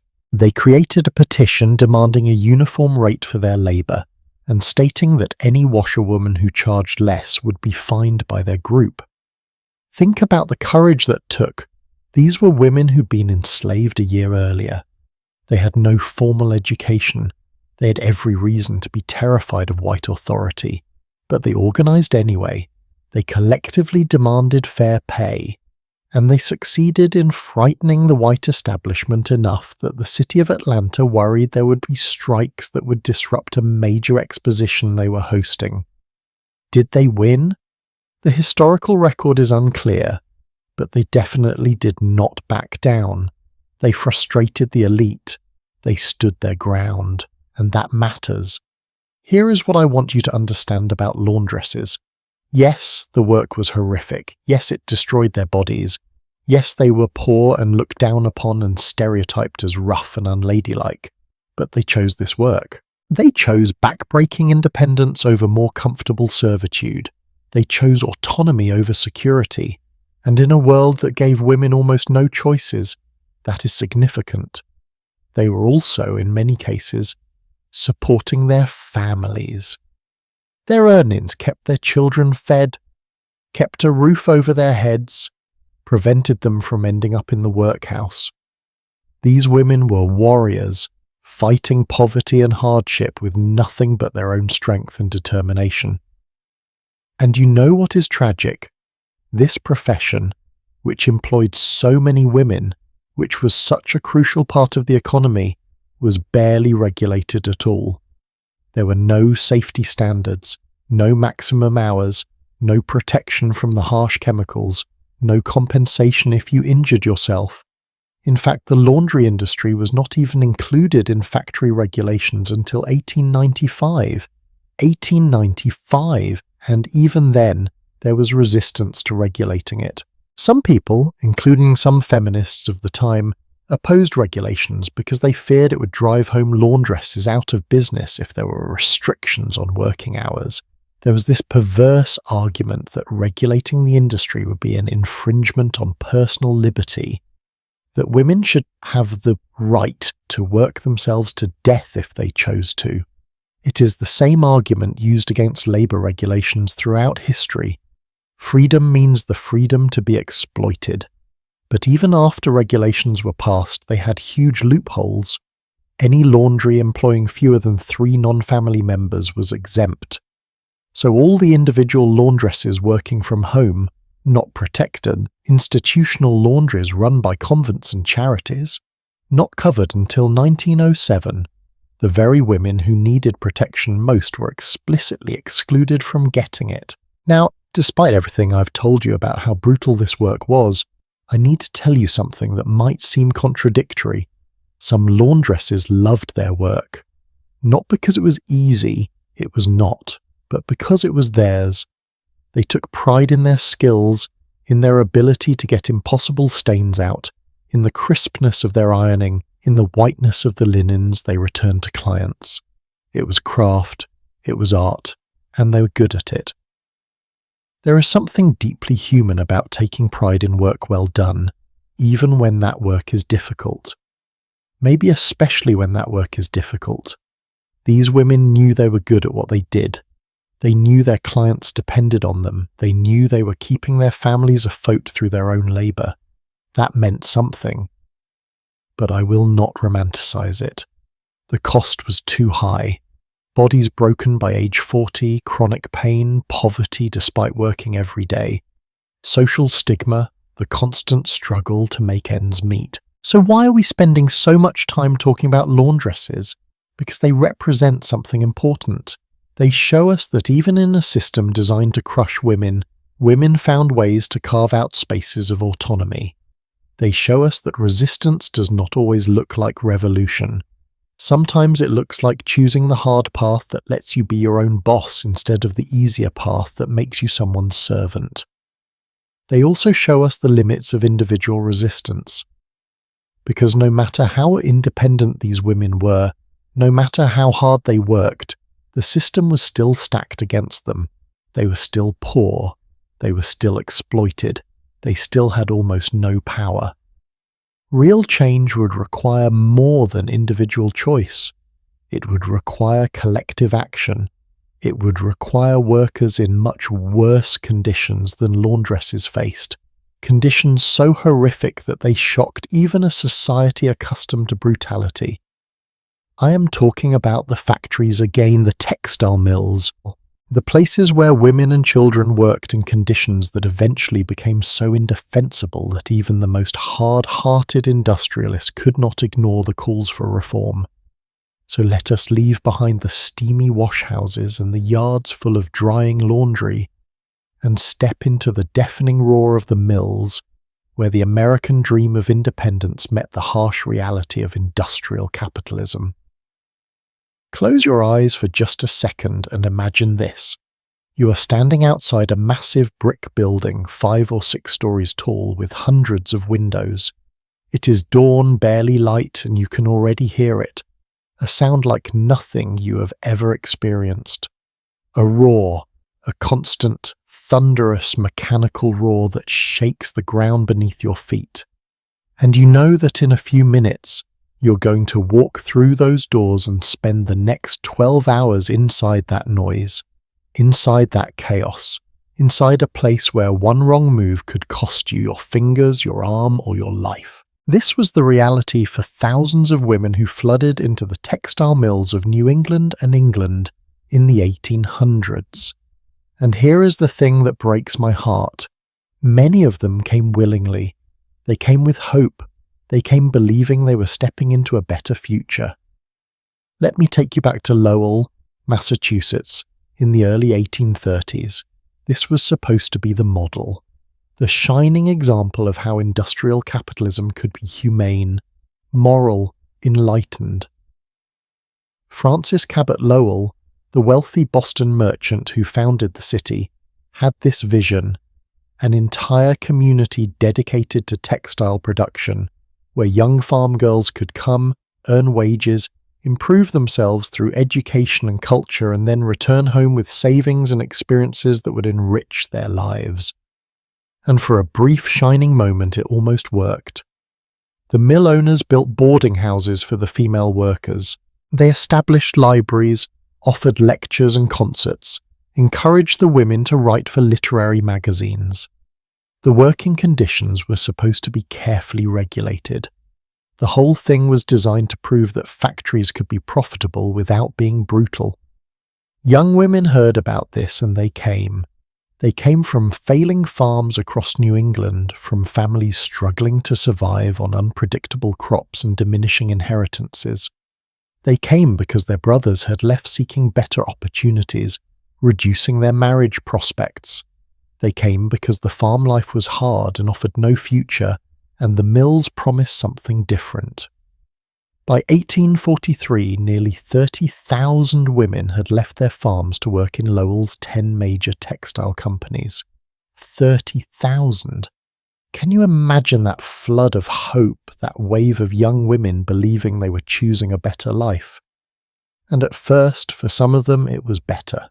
They earned actual wages, about $2 per week plus room and board.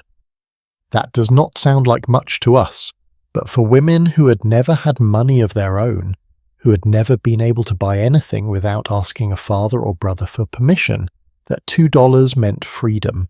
It meant possibility. The boarding houses created a unique community. Women shared rooms, shared experiences, formed bonds of friendship. They talked late into the night about their dreams, their fears, their plans. Some of them educated themselves, reading books they had never had access to on the farm. Some of them fell in love. Some of them discovered talents they never knew they had. There are accounts of these women that are genuinely touching.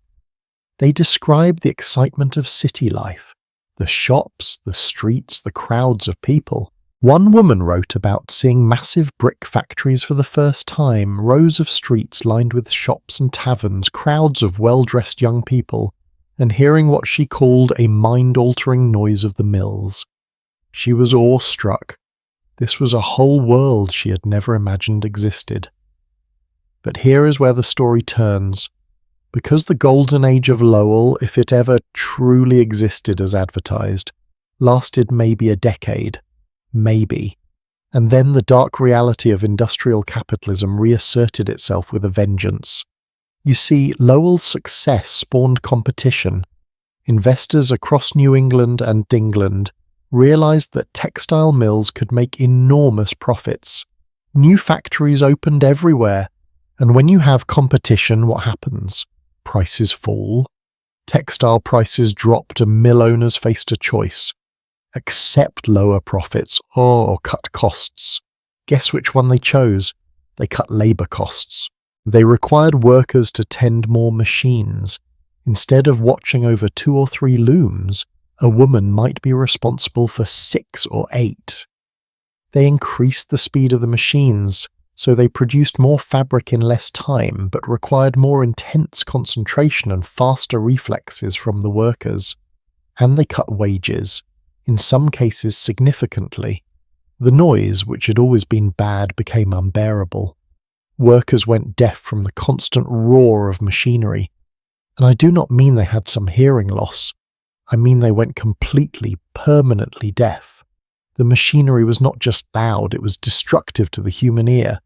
And there was no protection, no earplugs, no regulations about noise levels. You just had to endure it. And eventually your hearing would go. The machinery itself was incredibly dangerous. Gears whirled uncovered, belts spun at high speeds with no protective guards. If your hair came loose, if your sleeve caught, if you leaned in just a bit too close while trying to fix a broken thread, you could be dragged into the machine, and once the machine grabbed you, there was often no saving you. Let me tell you about a girl named Mary Richards. She was 9 or 10 years old working at a textile mill. 9 or 10, still a child. One day, her apron strings got caught in the drawing frame she was working at. The machine pulled her in. She was crushed to death. 9 or 10 years old. That is all the life she got. And Mary was not unusual. Accidents in the mills were frequent. In 1833, up to 40% of all accidents treated at the Manchester Infirmary in England were factory and mill related. 40%. And those are just the ones serious enough to require hospital treatment. Countless smaller injuries, crushed fingers, cut hands, burns, went unrecorded. A lot of accidents happen in the last few hours of a worker's shift when exhaustion set in, when concentration wavered, when your body was just too tired to maintain the constant vigilance that working around dangerous machinery required. And the shifts were long. 12 hours was standard, sometimes longer during busy seasons. But here's what really killed the mill workers, slowly and invisibly: the air itself. The air in a textile mill was full of cotton particles. You could see them floating, swirling in whatever light came through the windows. You could not avoid breathing them. They were everywhere.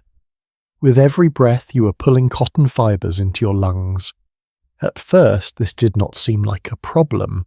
Workers would develop a dry cough, but that seemed minor. Annoying, but not dangerous.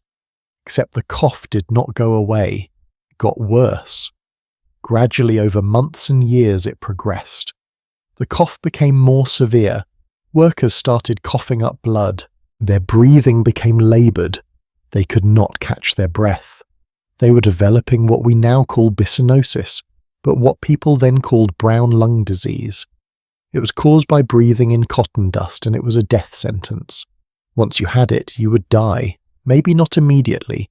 Maybe you would suffer for years first, slowly suffocating as your lungs filled with scar tissue and stopped working. But you would die. And here is the truly horrific statistic. A cotton mill girl had less than half the chance of reaching adulthood compared to a girl who did not work in the mills. Less than half. Let that sink in. Just by working in these factories, these young women were cutting their life expectancy in half. Why was the air so bad? Because the mill owners kept the windows closed. They had to keep the humidity at a certain level to prevent the cotton threads from breaking. If they opened windows, fresh air would come in, the humidity would vary, and more threads would break, which meant lost production and lost profit. So they chose profit over breathable air. They chose productivity over the lives and health of their workers, and they got away with it because there were no regulations, no laws, no consequences. The workers could not see the damage being done to their lungs until it was too late, and by then they were replaceable. There were always more desperate young women ready to take their place. But the respiratory diseases killed you slowly. There were quicker ways to die. The temperature in the mills was brutal. To keep the threads from breaking, the mills had to be kept hot and humid. Temperatures could reach 30 degrees Celsius, that is 86 degrees Fahrenheit, or even higher. In the cotton spinning department, it was even worse. In linen mills, temperatures could reach 48 to 60 degrees Celsius, that is 120 to 140 degrees Fahrenheit. Imagine working in that heat for 12 hours. No air conditioning, no fans, windows closed, the air thick and steamy. People fainted regularly. Some died from heat exhaustion. And in winter, it was the opposite problem. Workers would shiver in the cold in parts of the mill that were not heated. The workspace was cramped. Machines took up most of the room, and workers were packed in around them.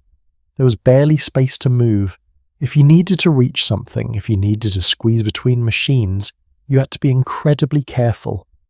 One slip, one moment of imbalance, and you could fall into moving machinery. And then there were the specific jobs that carried their own unique dangers. There was a practice called kissing the shuttle. Weavers would use their mouths to pull cotton thread through the eye of the wooden shuttle. It was the fastest way to do it, but it exposed them to constant cotton dust directly in their mouths and throats. Many of these weavers developed mouth cancer. It became so common that it was noted in medical journals. Male workers who operated the spinning mule, a machine designed to wind textile threads, often developed scrotal cancer. It became known as mule spinner's cancer. The constant friction and exposure to oils and chemicals caused tumours. These men would suffer horribly before dying. The diseases workers developed were not just respiratory. Tuberculosis spread easily in the crowded, poorly ventilated mills. Workers stood so close together, sharing the same contaminated air for hours. If one person had tuberculosis, it would spread through the workforce like wildfire. And then workers would take it home to their families. Eye inflammation was common from the poor lighting and the strain of watching fast-moving machinery for hours. Many workers developed chronic vision problem, some went blind. The work schedule was relentless. 6 12-hour days every week, that is 72 hours per week. And during busy seasons it could be even more, 75 hours or more. There were no breaks except for meals, and those were often rushed.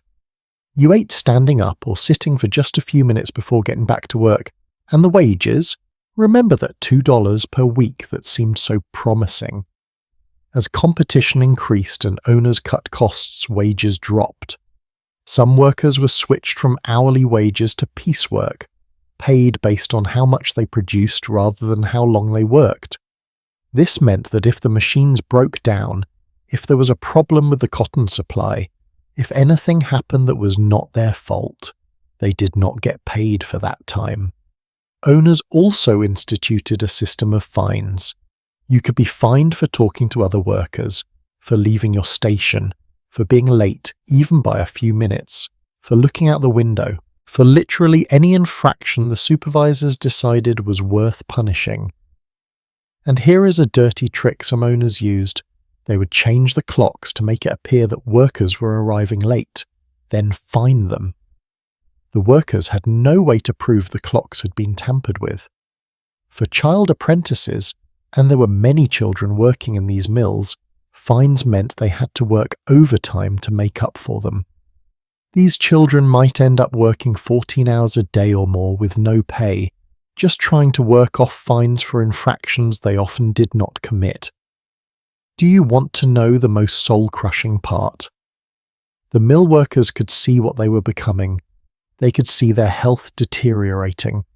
They could count the friends and co-workers who died or became too sick to work.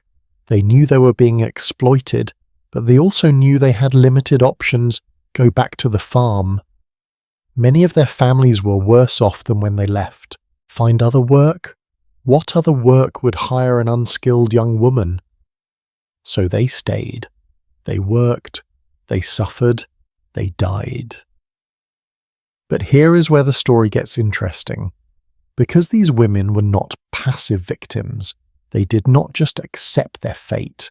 Despite being exhausted, despite being powerless in so many ways, despite the fact that society told them they should be grateful just to have jobs, they fought back.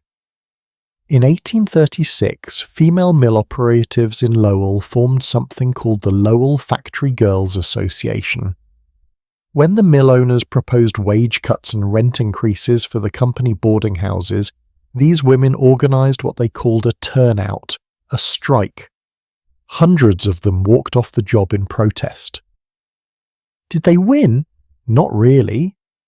The owners eventually got their way, but the women made a statement. They showed that they would not accept anything without protest. They demonstrated solidarity. Then in 1844 they went further. They established the Lowell Female Labour Reform Association. Their main goal? To protest the 12-hour workday. They wanted the workday limited to 10 hours. They gathered thousands of signatures on petitions to the state legislature. Again, they did not succeed. Not immediately, the legislation did not pass, but they were building something. They were learning how to organize, how to make their voices heard, how to fight for better conditions, and they were not alone. Workers in other mills, in other cities, in other industries were starting to do the same thing. The beginning of the organized labor movement in the United States was taking shape, and women were at the forefront. Here is what I find remarkable. These women had every reason to give up. They were exhausted, sick, underpaid, overworked, and facing employers with vastly more power and resources. The law was not on their side. Society told them they should be quiet and grateful, but they refused to be silent. They wrote, they spoke, they organized, they demanded better. And slowly, painfully slowly, things began to change. Not because employers suddenly grew consciences, but because workers made it impossible to ignore the injustice. But the cost was staggering. Generations of women destroyed their health for minimal pay. Families lost daughters, sisters, mothers to industrial diseases and accidents. And even as conditions slowly improved in some places, in other places they got worse.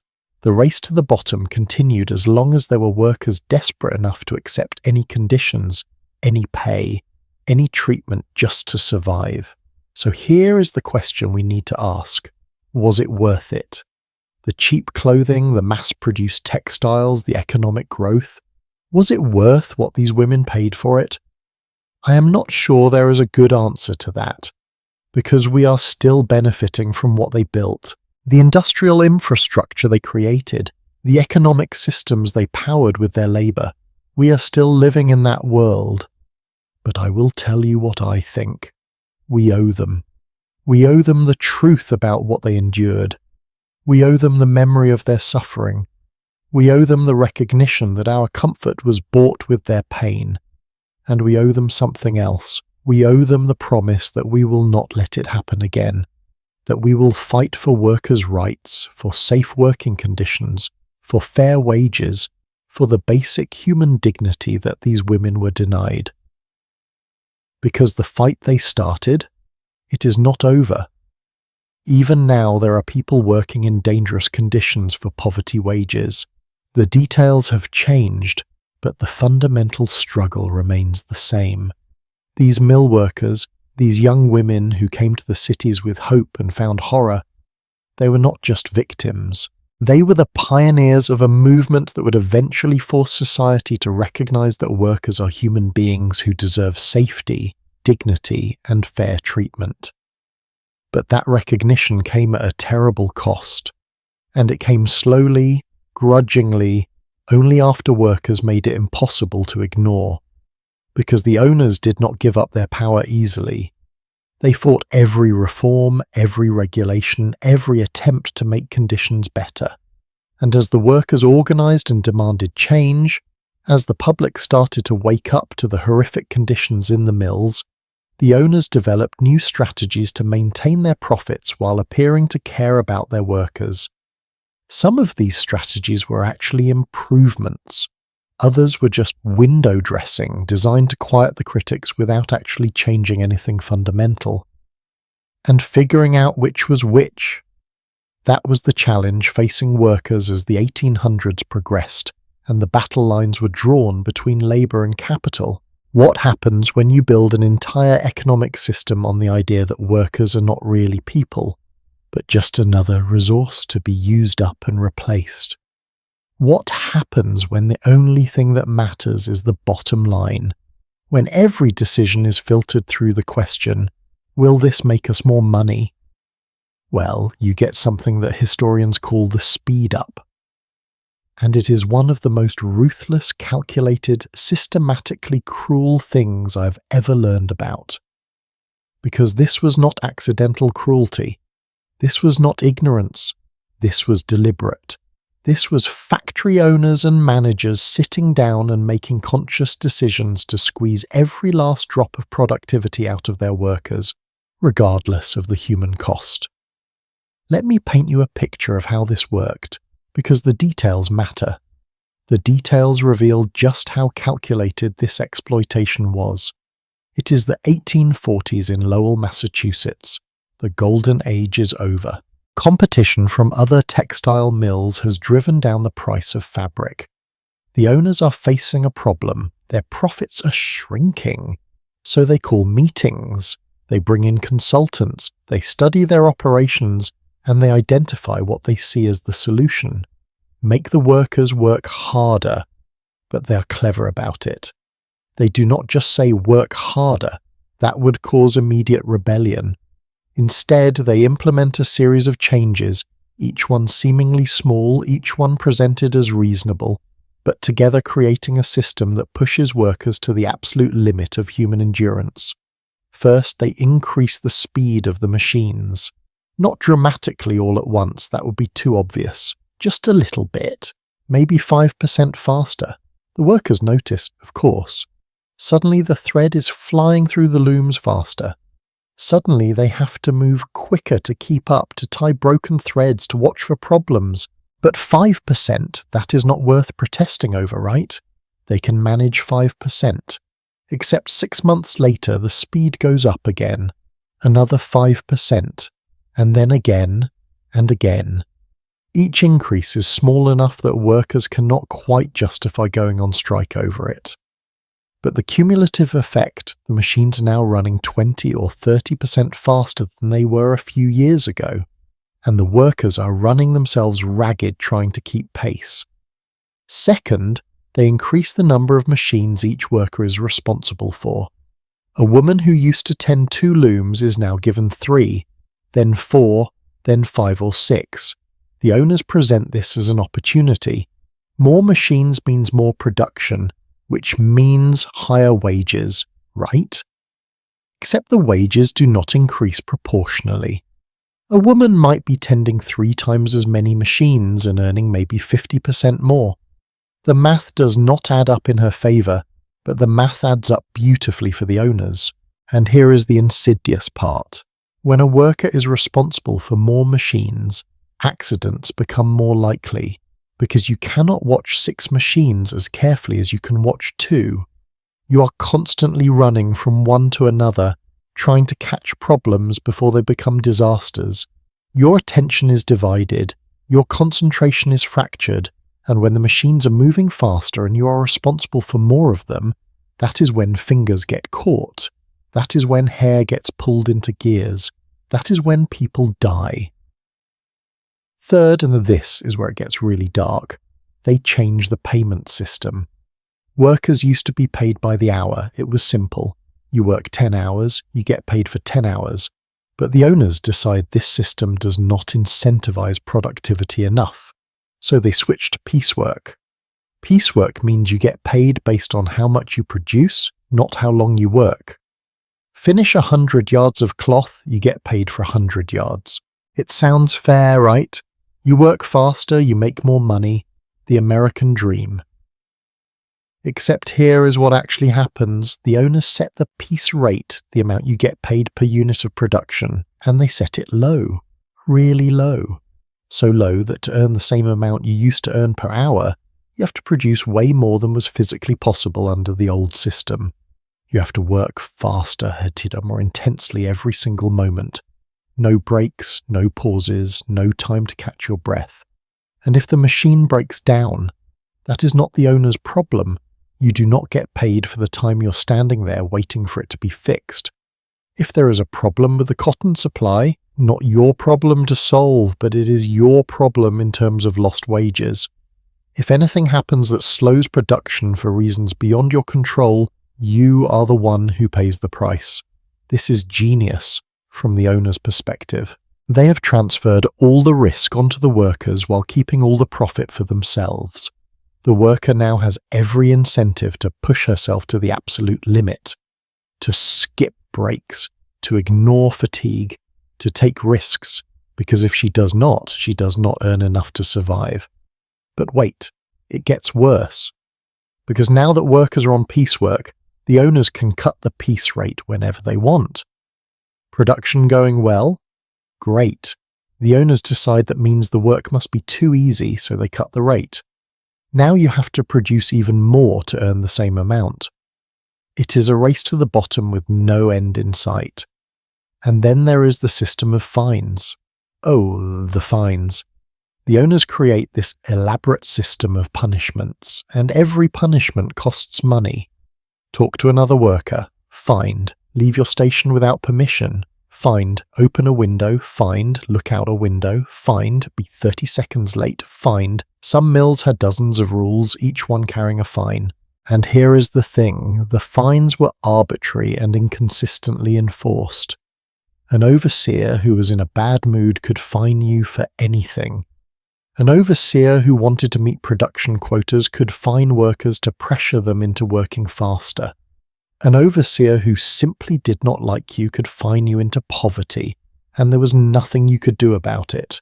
No appeal process, no fairness. If the overseer said you were fined and the money was deducted from your wages, and if you complained, you could be fired. I found this absolutely infuriating detail. Some mill owners would actually manipulate the clocks. They would move the clock forward in the morning so that workers arriving at what they thought was the correct time would actually be late and could be fined. They would move the clock backward in the evening so that the workday was longer than the agreed upon hours, but the clock would show the correct time when workers finally left. Workers caught on to this eventually, of course, but what could they do? Accuse the owner of lying? On what evidence? And even if they could prove it, what authority would hold a wealthy mill owner accountable for cheating his workers out of a few minutes here and there? This is the thing that gets me about the speed up. Every single aspect of it was designed to extract maximum value from workers while giving them minimum compensation and maximum risk. It was not just exploitation, it was systematized, optimized, scientifically calculated exploitation. Let me give you some numbers to show you just how extreme this got. In 1850 in New York City, the average male worker earned $300 per year. That sounds okay until you learn that it cost approximately $600 per year to support a family of 5. $600. The average male worker was earning half of what he needed to keep his family fed and housed. So what happened? The whole family had to work. Wife, children, anyone who could contribute. And even then, many families were still short. They lived in overcrowded tenements, they skipped meals, they wore rags. They got sick from malnutrition and lack of sanitation, and they kept working because the alternative was starvation. And women? Women were paid even less. A woman doing the same job as a man, the exact same job, would earn 1/3 to 1/2 of what the man earned, sometimes less. There was no justification for this beyond raw sexism. Society had decided that women's labour was worth less than men's labour, and that was that. Children were paid even worse. A child might earn 1/10 to 1/5 of what an adult man earned. And children did real work, dangerous work. They crawled under machines to clean them while they were still running. They operated equipment that could easily kill them. They worked the same long hours in the same terrible conditions, but they were paid almost nothing because the owners knew their families were desperate and would accept any wage at all. Here is what this system did psychologically. It made workers compete against each other instead of uniting against their employers. Because when you are on piecework, the person working next to you is not your fellow worker anymore. They are competition. If they produce more, they make the average production go up, which means the owners might cut the piece rate, which means everyone has to work even harder. So workers started sabotaging each other, hiding tools, reporting each other for minor infractions to get them fined or fired, undercutting each other's wages by agreeing to work for less. The owners loved this. Divided workers are powerless workers. But here is something interesting. Despite all this pressure to compete, despite the system being designed to turn workers against each other, some workers resisted. They formed secret agreements not to exceed certain production levels. They would help each other out when someone was falling behind. They would share techniques for working more efficiently. They created solidarity even when the system was designed to prevent it. And that solidarity terrified the owners, because united workers are powerful workers. United workers can strike. United workers can demand better conditions. United workers can threaten profits. So the owners developed strategies to prevent unity. They hired workers from different ethnic groups and nationalities, knowing that language barriers and cultural prejudices would keep them from organizing together. They promoted a few workers to overseer positions, giving them just enough power and slightly better pay to make them identify with management instead of with their fellow workers. They fired known organizers and blacklisted them so they could never work in the industry again. It was psychological warfare, and it was effective. Now let me tell you about something that reveals just how cynical this whole system was: the concept of work discipline. Factory owners and their defenders talked a lot about the need to instill work discipline in their employees. They said workers were naturally lazy, that they needed to be trained to work efficiently, that the factory system was actually doing them a favor by teaching them punctuality and consistency. But here is what work discipline actually meant: breaking workers' natural rhythms and autonomy, and forcing them to submit completely to the demands of the machines. Before factories, People who worked, whether they were farmers or artisans or craftspeople, controlled their own pace. If you were a farmer, you worked according to the seasons and the weather. You decided when to plant, when to harvest, when to rest. If you were a skilled craftsperson, you controlled how you did your work. If you wanted to take a break, you took a break.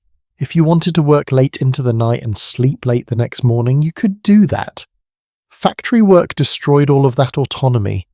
The machines ran on a schedule.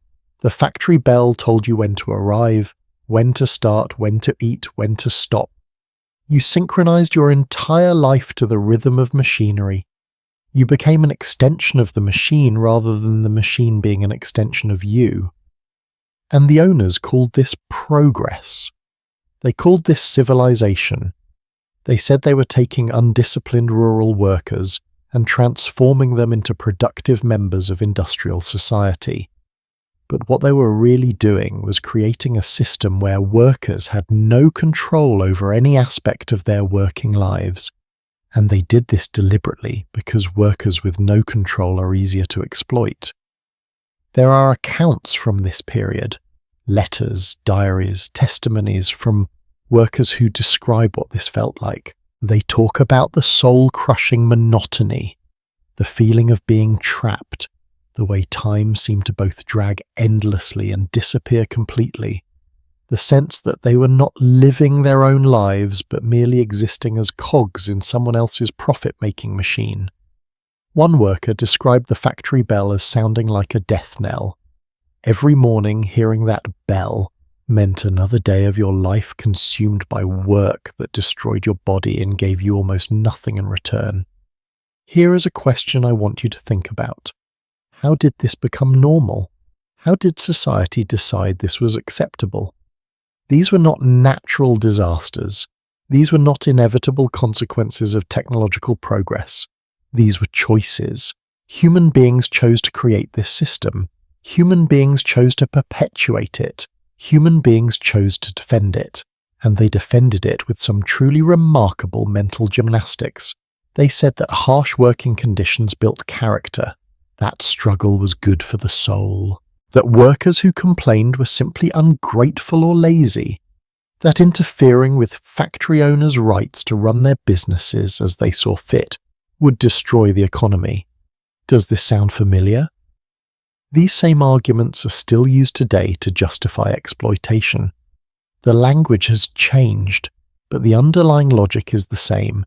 The people with power and money should be allowed to do whatever they want, and the people without power and money should be grateful for whatever scraps they get. But workers were not buying it. Oh, some did. The owners were very good at propaganda, and some workers internalized the idea that their suffering was their own fault. But many workers saw through it. They knew they were being exploited. They knew the system was rigged against them, and they started to fight back in increasingly organized and effective ways. The strikes became bigger. The demands became clearer. The organization became more sophisticated. Workers started to realize that the only way to counter the owner's power was to build their own power through collective action. And this absolutely enraged the owners. They had created a system that gave them total control, and now workers were threatening that control. So the owners fought back, hard. They hired private security forces to break up strikes. They got the government to send in troops. They blacklisted organizers. They used the courts to prosecute strike leaders. They employed spies to infiltrate worker organizations. They did everything they could to crush the emerging labor movement before it could become powerful enough to actually change things. It was a war, not a metaphorical war, an actual war, with violence and casualties and real stakes. Workers who went on strike risked being beaten, arrested, or killed. Organizers lived in constant fear of retaliation, but they kept fighting because they knew that if they did not, nothing would ever change. The speed up was not just about making workers work harder, it was about demonstrating who had power and who did not. It was about reminding workers every single day that they were expendable, replaceable, and ultimately powerless unless they submitted completely to their employer's demands. But here is what the owners did not count on. Pushing people to the breaking point sometimes makes them break in unexpected ways. Instead of breaking down and giving up, many workers broke free of the psychological chains that kept them obedient. They stopped accepting the system as natural or inevitable. They started demanding something better. And that demand, that refusal to accept exploitation as permanent, that was the beginning of real change, not immediate change, not easy change, but the kind of fundamental transformation that would eventually force society to recognize that workers are human beings who deserve dignity, safety, and fair compensation. The speed up showed workers exactly what they were fighting against. A system that valued profit over people, that treated human beings as disposable resources, that would sacrifice anything and anyone in the pursuit of wealth. But the speed up also revealed something the owners had not intended, just how strong and resilient workers could be. Because despite everything, despite the speed increases, the wage cuts, the impossible demands, workers kept showing up. They kept working, they kept surviving, and increasingly they kept organizing. The question was, could they organize effectively enough, quickly enough to change the system before the system destroyed them completely? Because the speed up was not the only weapon the owners had. They had one more trick up their sleeves, one more way to squeeze profit out of suffering. They had realized that the human body could only be pushed so far before it broke, so they started looking for ways to maximize profit even from the breaking. And what they came up with was so insidious, so coldly calculated, that it takes your breath away when you really understand what they're doing. Let me show you just how far owners were willing to go to protect their profits, even when it meant literally poisoning the people who made them rich. Sometimes the most dangerous things are the ones you cannot see, the ones that do not announce themselves with pain or blood or screaming, the ones that creep into your body so quietly, so gradually, that by the time you realize something is wrong, it is already too late to save yourself. That was the cotton dust. Invisible, inevitable, inescapable, and absolutely deadly. I want to take you inside a carding room in an 1850s textile mill. The carding room was where raw cotton was processed, combed and separated to prepare it for spinning. It was also, without exaggeration, one of the most lethal workplaces in human history. Not because of machines that could tear you apart, though those were certainly present, but because of the air itself. Imagine walking into a room and not being able to see the person standing 10 feet away from you. Not because it is dark, but because the air is so thick with cotton fibers that it is like walking through fog. Except this fog is not water vapor. This is solid matter, thousands upon thousands of tiny cotton particles floating, swirling, filling every cubic inch of space, and you have to breathe this air for 12 hours, every day, 6 days a week, for years. What do you think happens to your lungs? Let me tell you about a medical condition that doctors at the time called spinner's phthisis. Later it would be renamed bisonosis, from the Latin word for cotton. Today we just call it brown lung disease. But whatever name you use, the progression is the same, the outcome is the same, and it is horrific. It starts so innocently. A worker begins developing a slight cough, nothing dramatic, nothing alarming, just a dry, nagging cough that comes and goes. Maybe it is worse on Mondays after a day off. Maybe it gets better as the week goes on. The worker figures it is just part of the job. Everyone in the mill has a cough. It is normal, but it is not normal. What is happening invisibly inside the lungs is that those cotton fibers are embedding themselves in the delicate tissue. The body tries to expel them. That is what the cough is, your lungs desperately trying to clear out the foreign matter. But there is too much of it. It keeps coming. With every breath, more fibers enter the lungs. So the body does what it does when it cannot expel something, it tries to contain it. Scar tissue begins forming around the cotton fibers. This scar tissue is the body's attempt to protect itself. But scar tissue does not function like healthy lung tissue. It cannot absorb oxygen. It is just inert, dead material taking up space where your lungs should be working. As months turn into years, more scar tissue forms. The cough gets worse. It is no longer just dry. Now the worker is coughing up mucus, sometimes blood. Breathing becomes harder. The worker finds herself getting winded doing simple tasks. Climbing stairs becomes exhausting. Walking across the factory floor leaves her gasping, and still she keeps working. Because she has to, because stopping work means no wages. No wages means no food. And there is no such thing as disability insurance, no sick leave, no workers' compensation. If you cannot work, you do not eat. It is that simple. So workers push through. They work while coughing up blood. They work while struggling to breathe. They work until they literally cannot anymore, and then they die. Let me give you a statistic that should shock you. In Blackburn, England, in 1908, a study found that 73.8% of men working in cotton manufacturing complained of suffering from asthmatic symptoms from inhaling dust. 73.8%. That is not a health problem. That is an epidemic. That is an entire industry systematically destroying the lungs of its workforce. And here is the truly criminal part. The factory owners knew. They absolutely knew that the cotton dust was causing these problems. It was not a mystery. Medical journals were publishing articles about it. Doctors were treating patients and making the connection. Workers were literally dying in front of everyone. But the owners did nothing. Actually, that is not quite true. They did worse than nothing. They actively prevented solutions. Let me explain. There was a solution to the cotton dust problem. Ventilation. Install fans to circulate air and carry the dust away from where workers were breathing. The technology existed. It was not complicated. A fan at one end of the carding room could have dramatically reduced the amount of cotton dust in the air. Some factory owners actually did install these fans. And you know what happened? The air became breathable. Workers could see across the room again. The cough got better.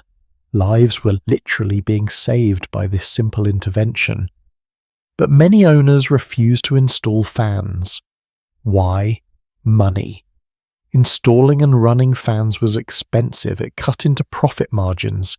And since there was no law requiring them to do it, and since workers were easily replaceable, why bother? An article in The Lancet, a prestigious medical journal, noted in 1863 that a carder seldom lives in a card room beyond 40 years of age. Many have to give up working much younger. 40 years old. That was the life expectancy for someone working in a carding room. And this was published knowledge. Everyone knew, and nothing changed. Actually, I need to correct myself again. Some things did change, for the worse. As competition increased and owners looked for ways to cut costs, some of them actually reduced ventilation to save money.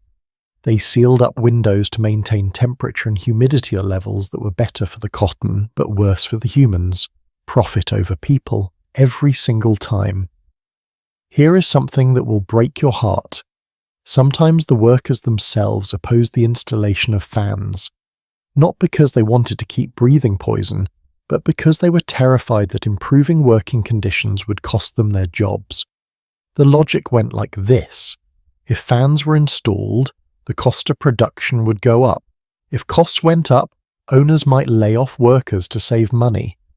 Some workers, desperate to keep their jobs, would rather risk their health than risk unemployment. The owners had created a situation where workers had to choose between dying slowly from lung disease or dying quickly from starvation. That is not a choice. That is extortion. And it gets worse. Because brown lung was not the only respiratory disease killing textile workers. Tuberculosis spread through the mills like wildfire. Workers were packed close together in poorly ventilated spaces, sharing the same contaminated air for hours every day. If one person had tuberculosis, it would spread to others. They would then take it home to their families, spreading it further. Between the cotton dust destroying lungs and tuberculosis infecting the vulnerable tissue, workers did not stand a chance. Their respiratory systems were under constant assault. But respiratory diseases were not the only health problems caused by the mill environment. Remember how I told you the mills had to be kept hot and humid to prevent threads from breaking? Well, that hot, humid environment was perfect for growing bacteria and mold. Infections spread easily, skin diseases were common, eye infections were routine, and because workers had no access to healthcare, they could not afford doctors, and there was no company health insurance. These minor infections often became major problems. A simple eye infection could lead to blindness. A skin infection could become septic.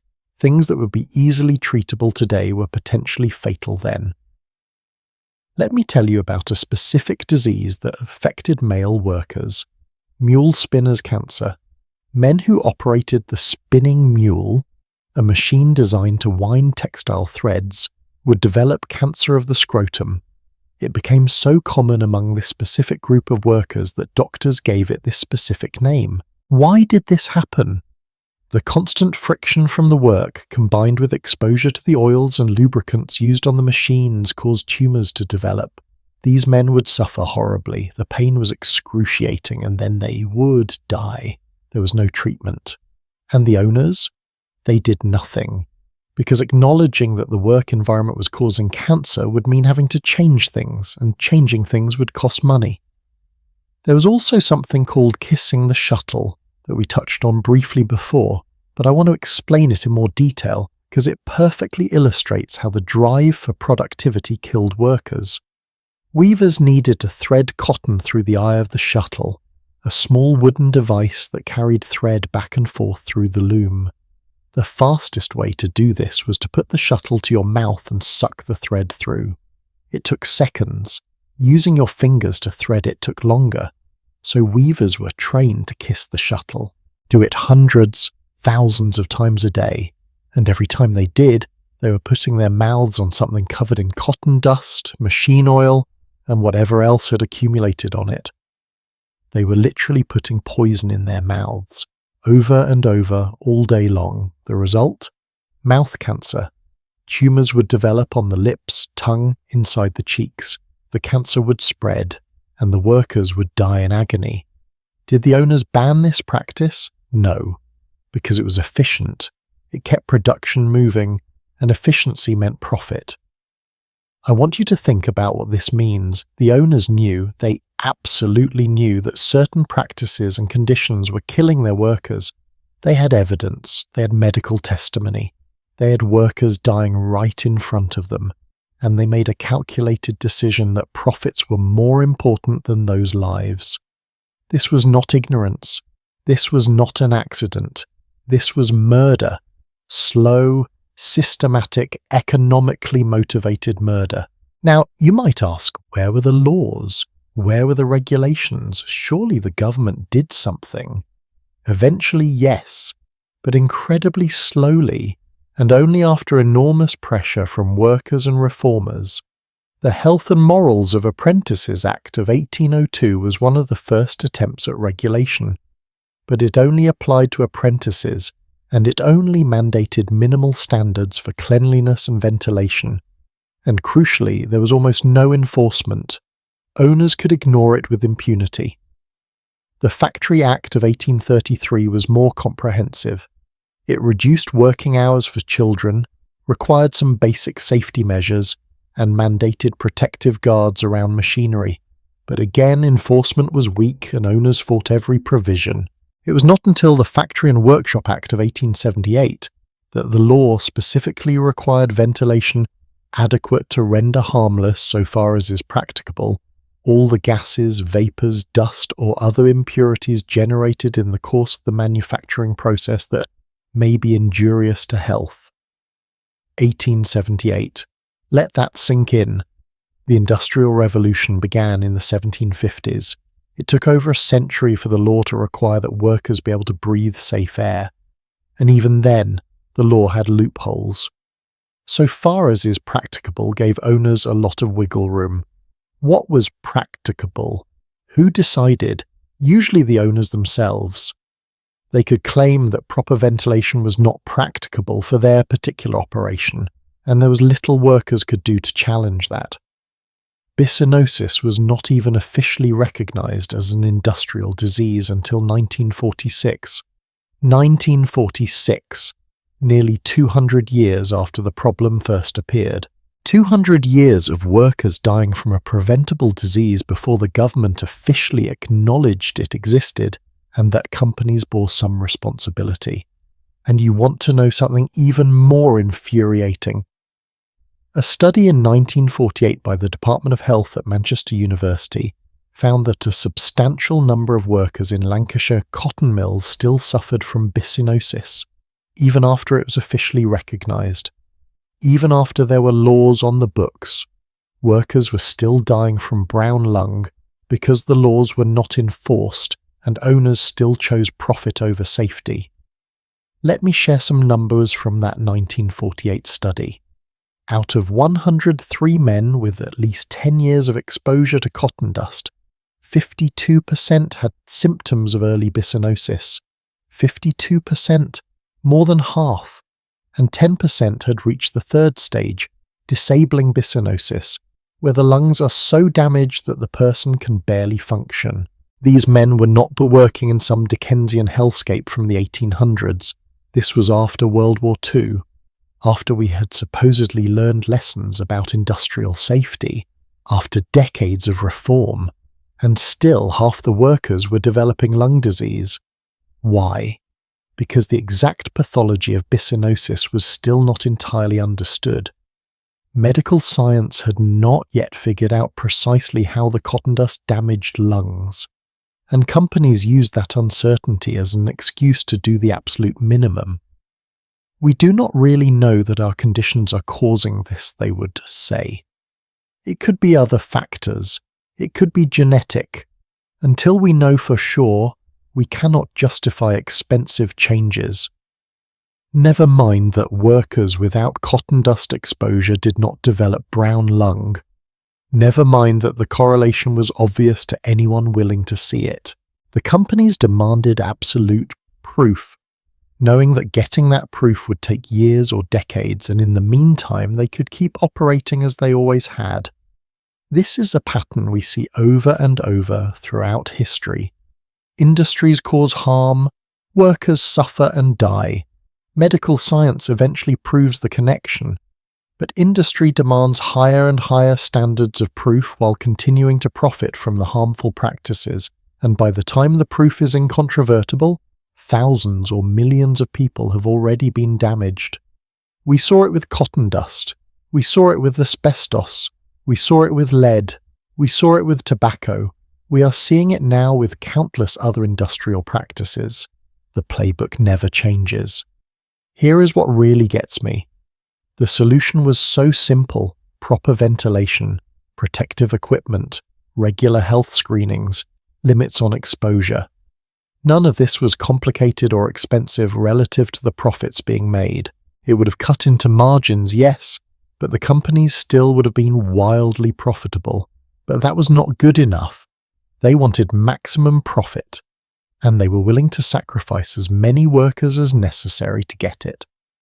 I need to tell you about one more aspect of this that is particularly dark. The workers who survived long enough to develop disabling bisonosis were often fired. Once you could not keep up with the pace of work anymore, once your damaged lungs made you too slow or too sick to be productive, you were let go. No pension, no compensation for the years you gave to the company, no help with medical bills, nothing. You had traded your health for wages, and once your health was gone and you could not work anymore, you were discarded. You might end up in the workhouse, that grim institution for the destitute. You might end up begging on the streets.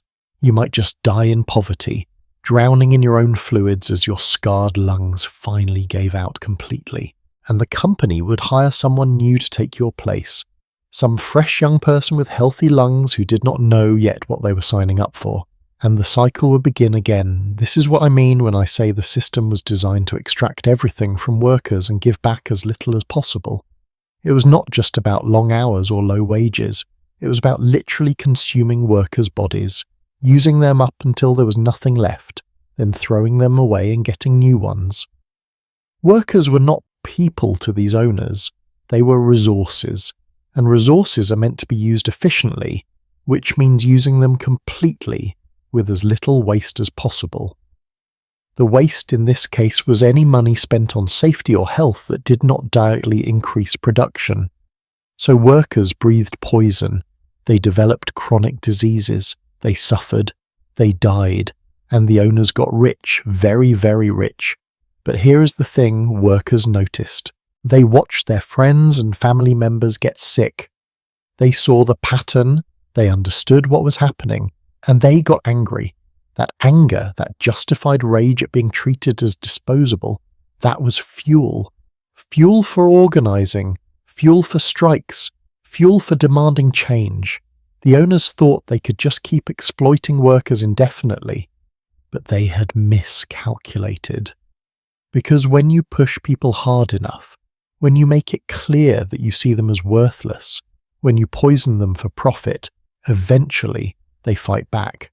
And the women in these textile mills, the ones breathing cotton dust every day, the ones watching their lungs slowly fail, they were getting ready to fight.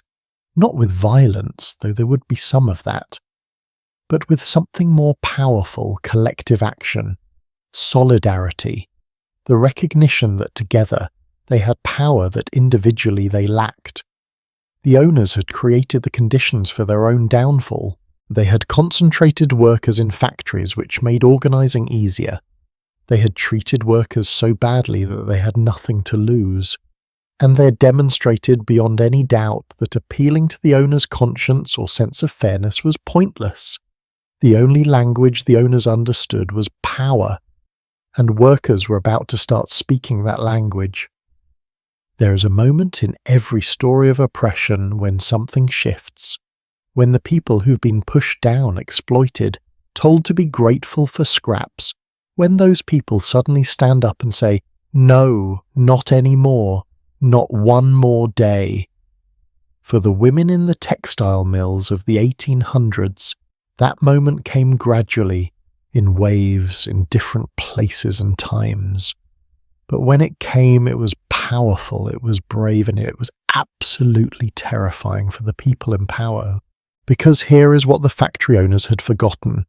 You can only push people so far before they stop being afraid of what they might lose and start focusing on what they have to gain. Let me take you to Lowell, Massachusetts, in the winter of 1834. The mill owners have just announced another change. They are cutting wages, again, and they are raising the rent on the company boarding houses where the women workers live. So workers will be earning less and paying more. The math is simple and brutal. The women gather in their boarding houses after work. They are exhausted. Their hands are raw. Their lungs ache from breathing cotton dust all day. But they are talking, whispering at first, then speaking louder. And the question they are asking is, what are we going to do about this? Most of them have never organized anything before. They have no experience with strikes or unions. Society has told them their whole lives that women should be quiet, obedient, grateful, that demanding things is unladylike, that making trouble will only make things worse. But they also know they cannot survive on lower wages and higher rent. The numbers do not work. So what choice do they have? On a cold February day in 1834, something remarkable happens. The women walk out, hundreds of them. They leave their looms, their machines, their posts, and they walk out of the factories and protest. They march through the streets of Lowell, singing and chanting. They hold signs. They make speeches. This is the birth of the Lowell Factory Girls Association, the first organized labor action by women workers in American history. Can you imagine the courage that took? These were young women, mostly in their teens and early 20s, raised to be polite and deferential, now publicly defying their employers and demanding fair treatment. The owners were shocked. They had not seen this coming. They had assumed the women would just accept the wage cuts like they had accepted everything else, but they had miscalculated. They had pushed too hard, and now I have to tell you, the strike did not succeed. Not in the way the women hoped. The owners refused to negotiate. They simply waited for the women to run out of money and come back to work, and because the women had no strike fund, no savings, no way to support themselves without wages, most of them did eventually return. But here is what the owners did not understand. This was not a defeat. This was the beginning. Because those women learned something powerful in those few days of striking. They learned that they were not alone, that their individual powerlessness could become collective power, that standing together they could challenge authority, and they remembered that lesson. 2 years later, in 1836, the owners tried another wage cut and rent increase, and this time the women were ready. They organized again, but smarter this time. They created a constitution for their Factory Girls Association. They held meetings, they elected leaders, they planned their strategy. When they struck this time, they were more organized, more determined, more effective. And while they still did not win everything they demanded, the owners had too much power for that. They won something. They won respect. They won recognition that they could not simply be pushed around without consequences. But the real breakthrough came in 1844. That is when the women formed the Lowell Female Labor Reform Association. This was not just about one strike or one grievance. This was about systemic change. Their main goal was simple but radical. Limit the workday to 10 hours. 10 hours. That is what they were asking for, not 8 hours, not even 9, just 10 hours instead of 12 or 14. And the factory owners fought this demand like it would destroy civilization itself. The women gathered signatures, thousands of them. They presented petitions to the Massachusetts state legislature. They testified at hearings, they wrote articles, they gave speeches. They became political activists, which was almost unheard of for women at that time. Remember, women could not even vote. They had no formal political power. But they found ways to make their voices heard anyway. Let me tell you about one woman who became the face of this movement, Sarah Bagley. She was a mill worker, and she became one of the first textile mill labor reformers in American history. Sarah was smart, articulate, and fearless. She wrote scathing articles about working conditions. She organized meetings. She testified before legislative committees, describing in vivid detail what it was like to work 12-hour days in dangerous conditions for wages that barely covered basic expenses. The factory owners tried to discredit her. They called her a troublemaker. They said she was exaggerating. They implied she was unladylike and improper, but Sarah did not back down. She knew what she had seen. She knew what she had experienced, and she was not going to be silenced. Did the 10-hour workday law pass? Not right away. It took years, decades in some places, but the women planted seeds that would eventually grow into real reforms. They showed that workers could organize, that they could demand better conditions, that they did not have to just accept exploitation as inevitable. Now let me take you across the Atlantic to England, where similar struggles were happening. The conditions in British textile mills were, if anything, even worse than in America, and the women there were also starting to fight back. But I want to tell you about a different kind of resistance, one that happened in a completely different context but shows the same pattern.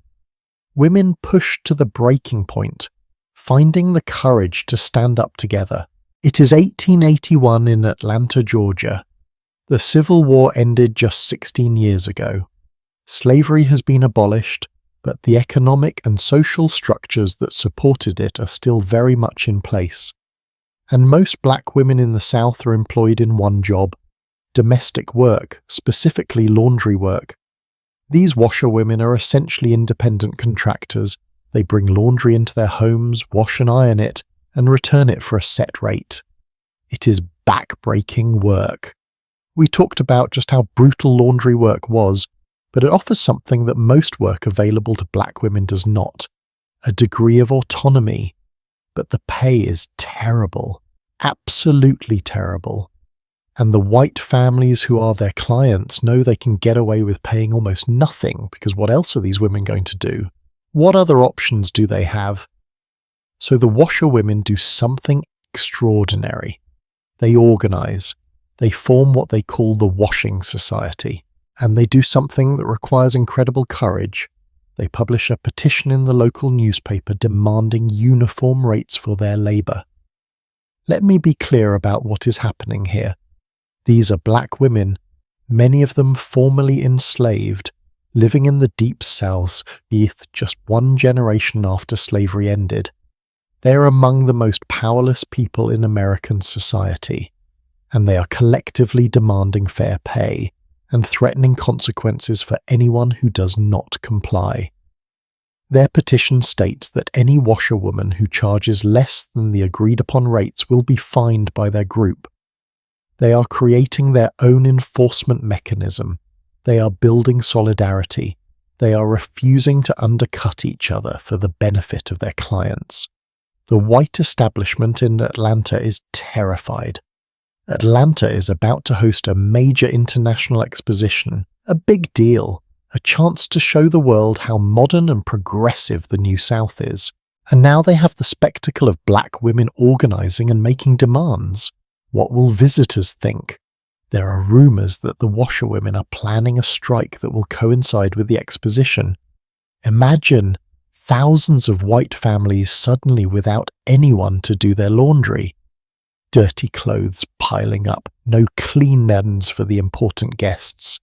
It would be a disaster and an embarrassment.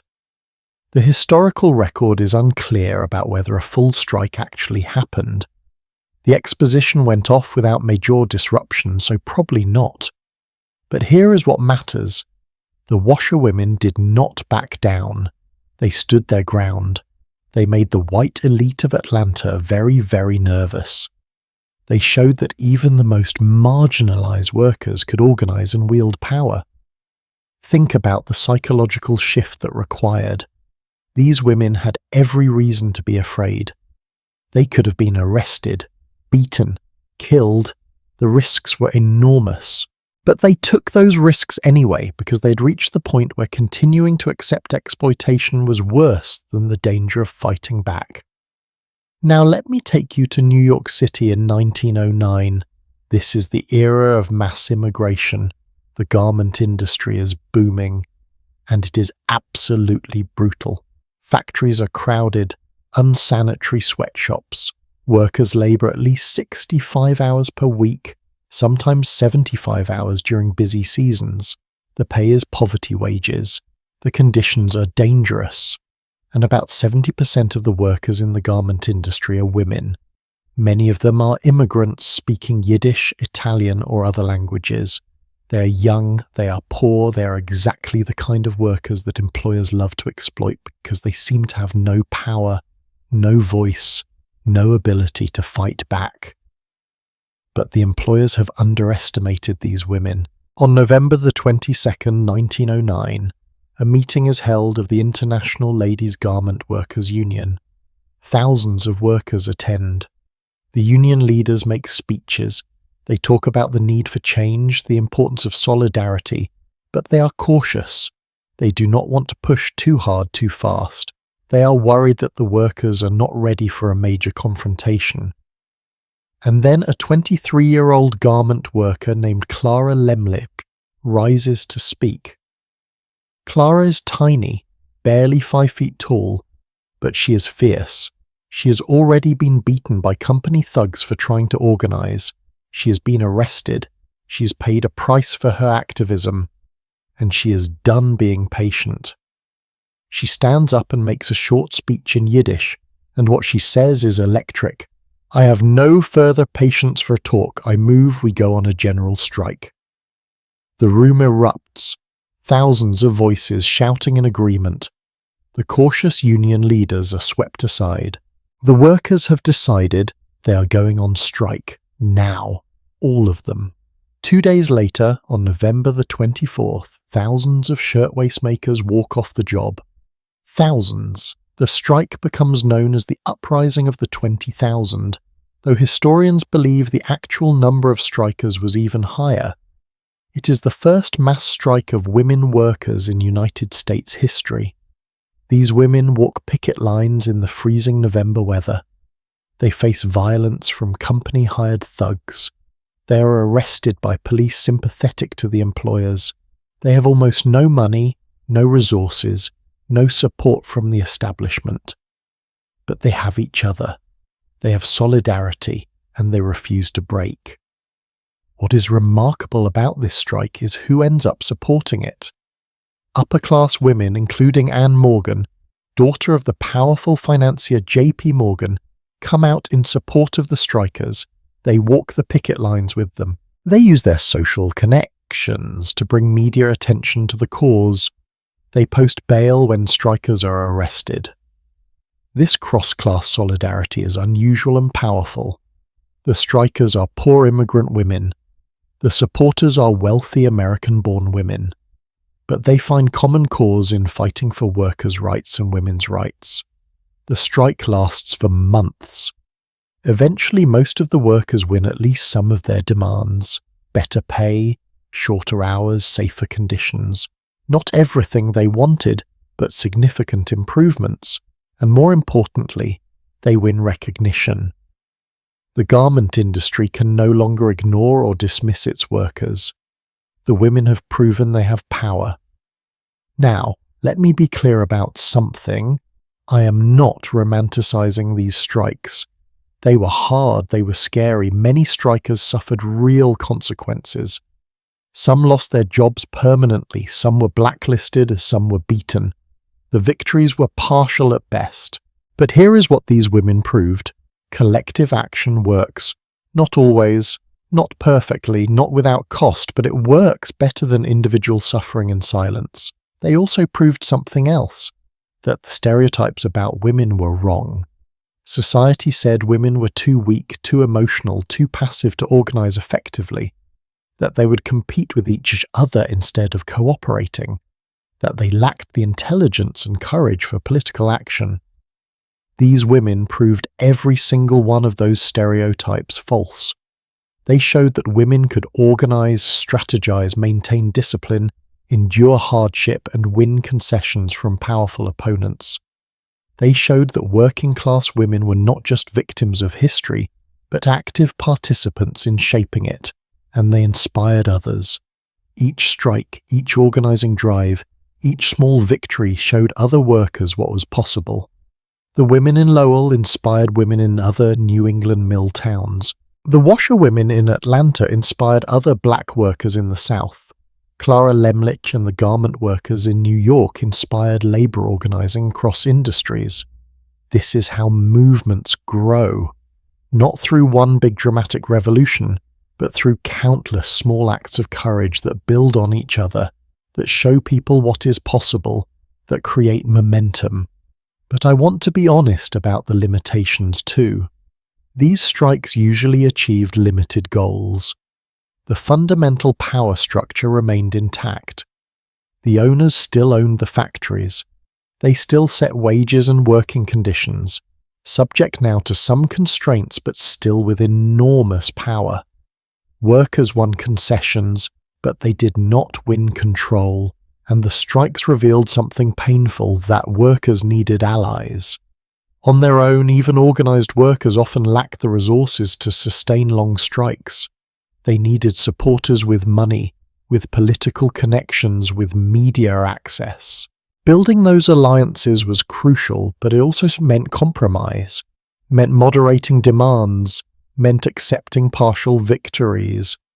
The labour movement learned these lessons slowly, through trial and error, through defeats and partial victories.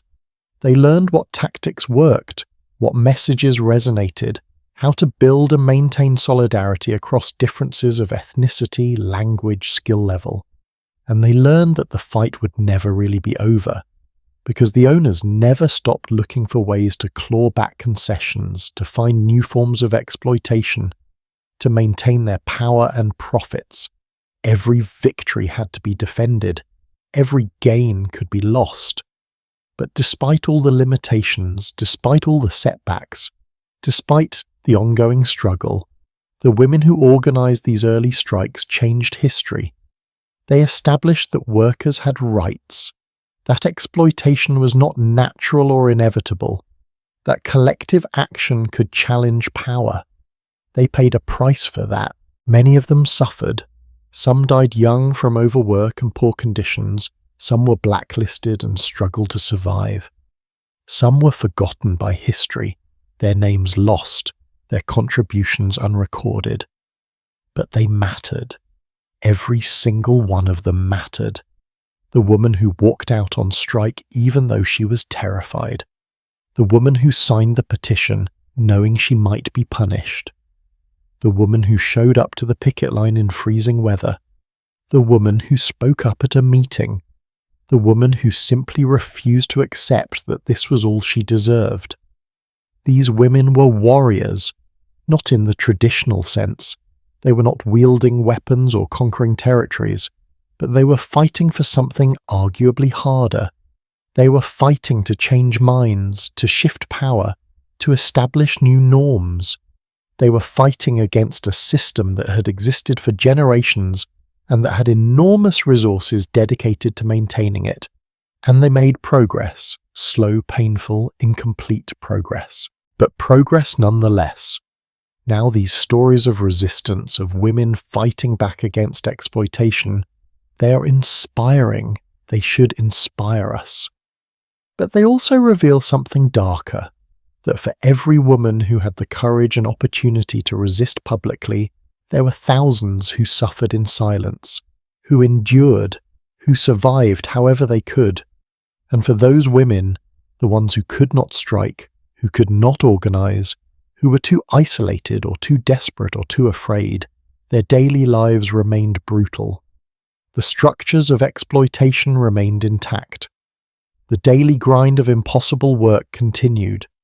So while we celebrate the strikers and organizers, we also need to remember the countless women whose resistance was quieter, whose survival was itself an act of defiance, whose names we will never know but who deserve to be honored just as much.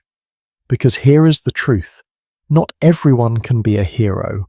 Not everyone can risk everything for the cause. Some people are just trying to survive, and survival itself requires all their strength. The question is, what happened to those women? The ones who kept working while others struck. The ones who carried not just their own burdens, but often the burdens of entire families. The ones who worked not just one job, but multiple jobs because one wage was never enough. Let us turn now to a reality that most people in the 1800s simply did not talk about. The double burden. The fact that for working class women the paid work, as brutal as it was only half the story. Picture a woman coming home after 12 hours in a textile mill. Her ears are ringing from the machinery. Her hands are raw from handling rough fabric all day. Her lungs ache from breathing cotton dust. Every muscle in her body screams for rest. She is so tired she can barely think straight. And now her real work begins. This is the part of the story that rarely gets told. The part that was invisible even to people living at the time. Because when historians and economists talked about women's work in the 1800s, they usually only counted the paid work. The work that happened outside the home. The work that showed up in factory records and wage books. But for most working class women, that paid work was only half or less than half of their actual labour. The rest, The cooking, cleaning, childcare, mending, gardening, animal tending, water hauling, fire tending, and 1,000 other tasks that kept a household functioning, that was unpaid, uncounted, and absolutely essential. Welcome to what we now call the double burden, and I am telling you right now, when you understand the full scope of what these women did every single day, you will never look at labour history the same way again. Let me start with some numbers that should make your jaw drop. Between 1787 and 1815, 66% of married women in working-class households had either a recorded occupation or positive earnings. 66%. That is 2 out of every 3 married women working for wages in addition to all their household labour. Now you might think, well, if that many women were working, surely their husbands were helping with the household tasks, right? Sharing the burden? Oh, if only. Here is what actually happened. Working-class men normally dominated their households. They usually received a disproportionate share of food, often the only meat in the family. They got the best clothing, they got more leisure time, and this allocation of resources was justified by the fact that the family depended on the man's labour for survival. Except here is the thing, many families also depended on the woman's labour for survival. Her wages made the difference between eating and starving, between having shelter and being homeless, but that did not change the household dynamics. She still did all the cooking, all the cleaning, all the childcare, while also working a full-time job for wages. Let me walk you through what this actually meant in practical terms.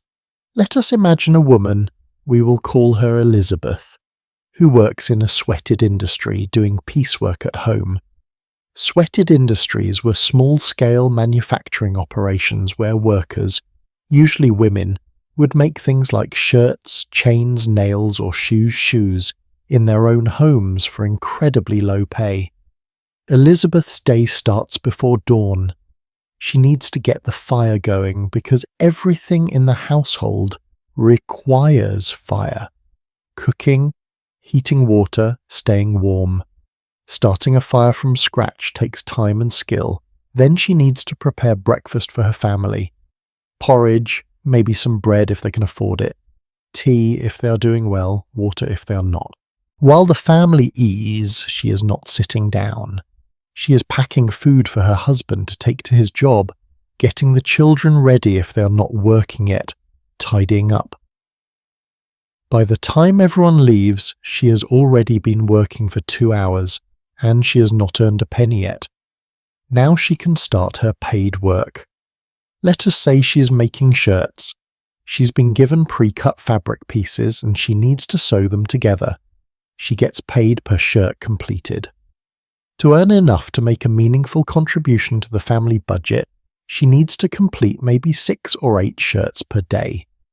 Each shirt takes roughly an hour and a half of concentrated sewing. That is 12 hours of sewing. But she cannot just sit and sew for 12 hours straight. Because she has other responsibilities, she needs to prepare lunch for herself and any children who are home. She needs to tend the fire so it does not go out. If the family keeps chickens or a pig, she needs to feed them. If they have a small garden, she needs to tend it.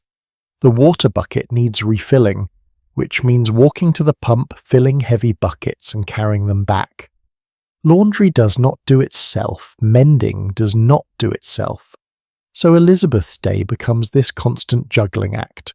Sew for an hour, stop to stir the soup, sew for another hour, stop to fetch water, sew some more, stop to hang out washing.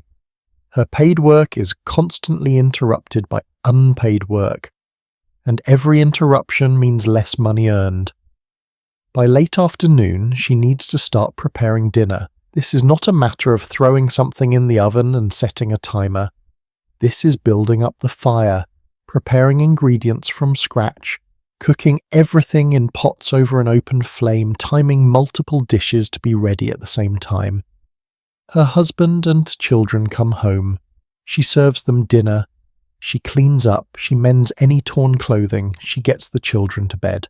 And if she has not completed enough shirts to meet her quota, she stays up late into the night, sewing by candlelight or oil lamp, cleaning her eyes, fighting exhaustion, because her family needs that money. This is not an exceptional day. This is every day, 7 days a week. There are no weekends for household labour, no vacation days, no sick leave. Now here is the cruel math. Even when married women worked for wages, their earnings averaged only about 28% of their husband's earnings. 28%, less than a third, and yet they were doing at least 50% of the total labour, paid and unpaid combined, that kept the family afloat. Why were women's wages so much lower? Partially because of the jobs available to them, partially because women were paid less than men for the same work, but also because women's labour was constantly interrupted by household responsibilities, which meant they could not produce as much in piecework or could not work as many hours in outside employment. It was a vicious cycle. Women earned less because they had to do unpaid household labour, but because they earned less, their household labour was seen as less important, which meant husbands felt no obligation to help with it. Let me tell you about the sweated industries in more detail, because they perfectly illustrate how this double burden worked. The Select Committee of the House of Commons defined sweated industries in 1890 as work carried on for inadequate wages and for excessive hours in unsanitary conditions. That is a dry, official description. Let me give you the reality. Needlework was the single highest paid occupation for women working from home. Highest paid. And by 1906, workers in that industry earned about a penny an hour. To put that in perspective, a loaf of bread might cost 2 or 3 pence. So a woman would need to work 2 or 3 hours just to earn enough for 1 loaf of bread. And that is if she could work uninterrupted, which she could not, because she had all the household tasks to do as well. Women doing needlework often had to rent the sewing machines they used because they could not afford to buy them. So part of their already miserable earnings went to rent on the equipment they needed to earn those miserable wages. The exploitation was built into every level of the system, and often women needed to work 14 hours per day just to earn enough to survive. 14 hours of paid work, plus all the unpaid household work. That is 18, 19, 20 hours of labour per day. When did they sleep? When did they rest? When did they have any time for themselves? The answer is they did not. There was no time for themselves.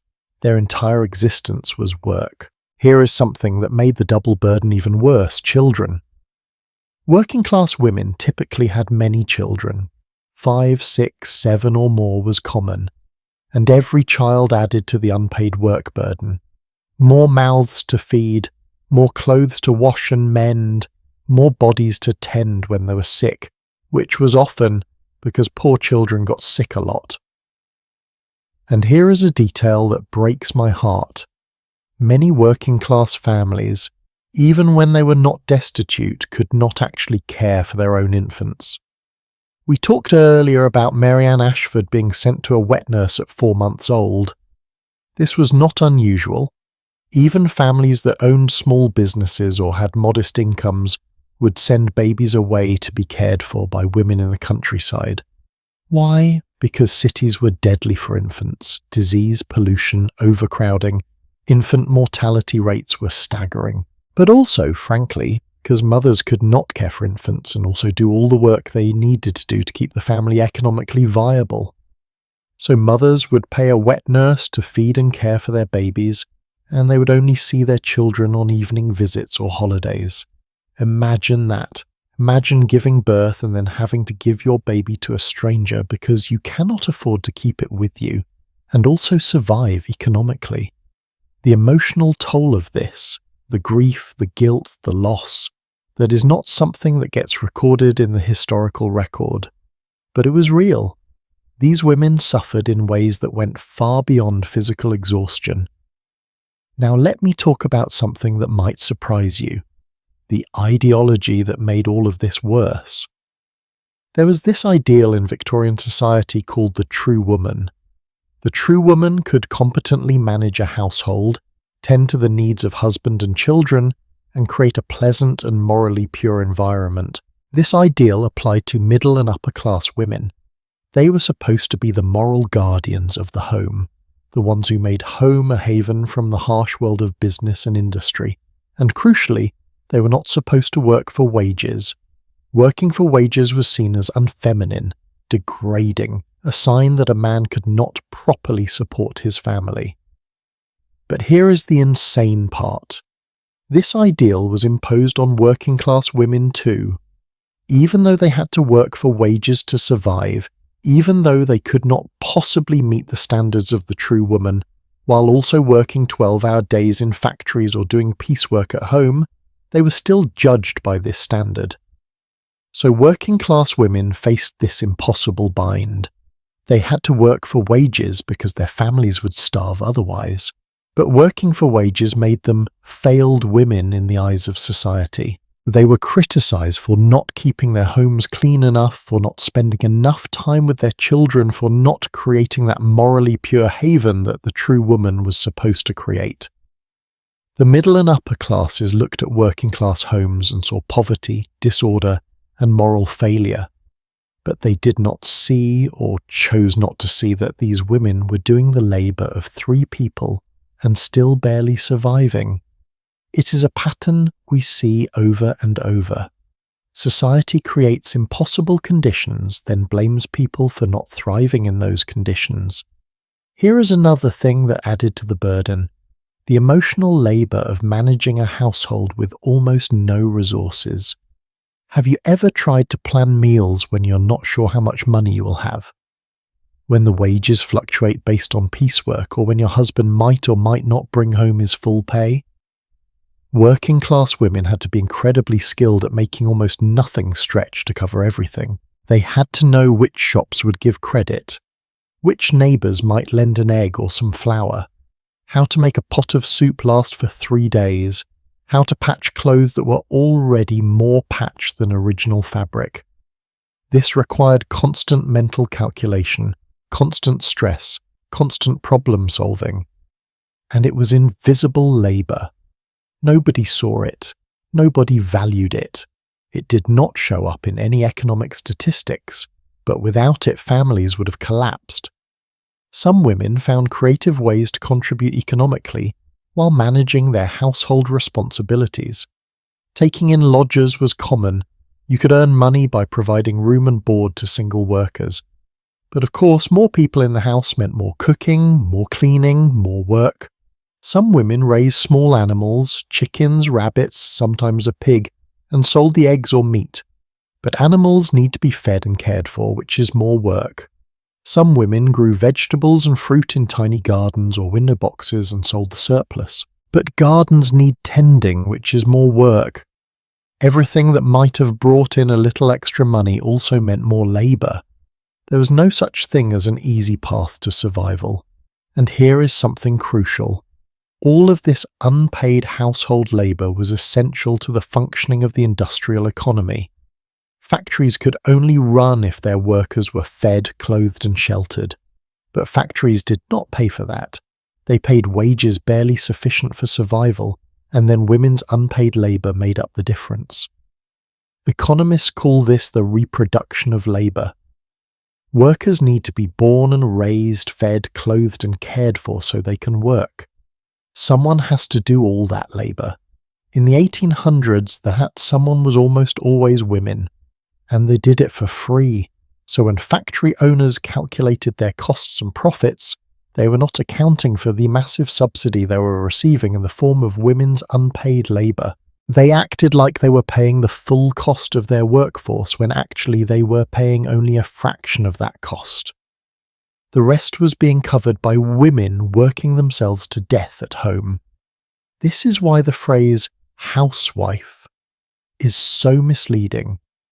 It implies someone who does not work. But a working class woman in the 1800s who was just a housewife was often working harder than any factory worker and getting paid nothing for it. Between 1787 and 1815, 66% of married women had paid work. But 100% of married women had unpaid household work. 100%. And that work was just as essential, just as exhausting, and just as undervalued as it is today. Actually, let me correct that. It was more exhausting because they did not have running water, or electricity, or gas stoves, or washing machines, or any of the tools that make household work marginally easier now. Every single task took longer and required more physical effort. Cooking a meal could take hours, washing clothes was an all-day ordeal. Keeping the house even minimally clean was a constant battle against coal dust and soot. And all of this labour had to be done while also earning money, because one income was not enough. It was never enough. Here is what really gets me. Society knew about this. People saw it. But instead of recognising it as a problem that needed solving, they treated it as natural, as just the way things were, as women's lot in life. Some men helped their wives, some husbands genuinely shared the household burden, but they were exceptions, and they were often mocked for it. A man doing women's work was seen as shameful, emasculating.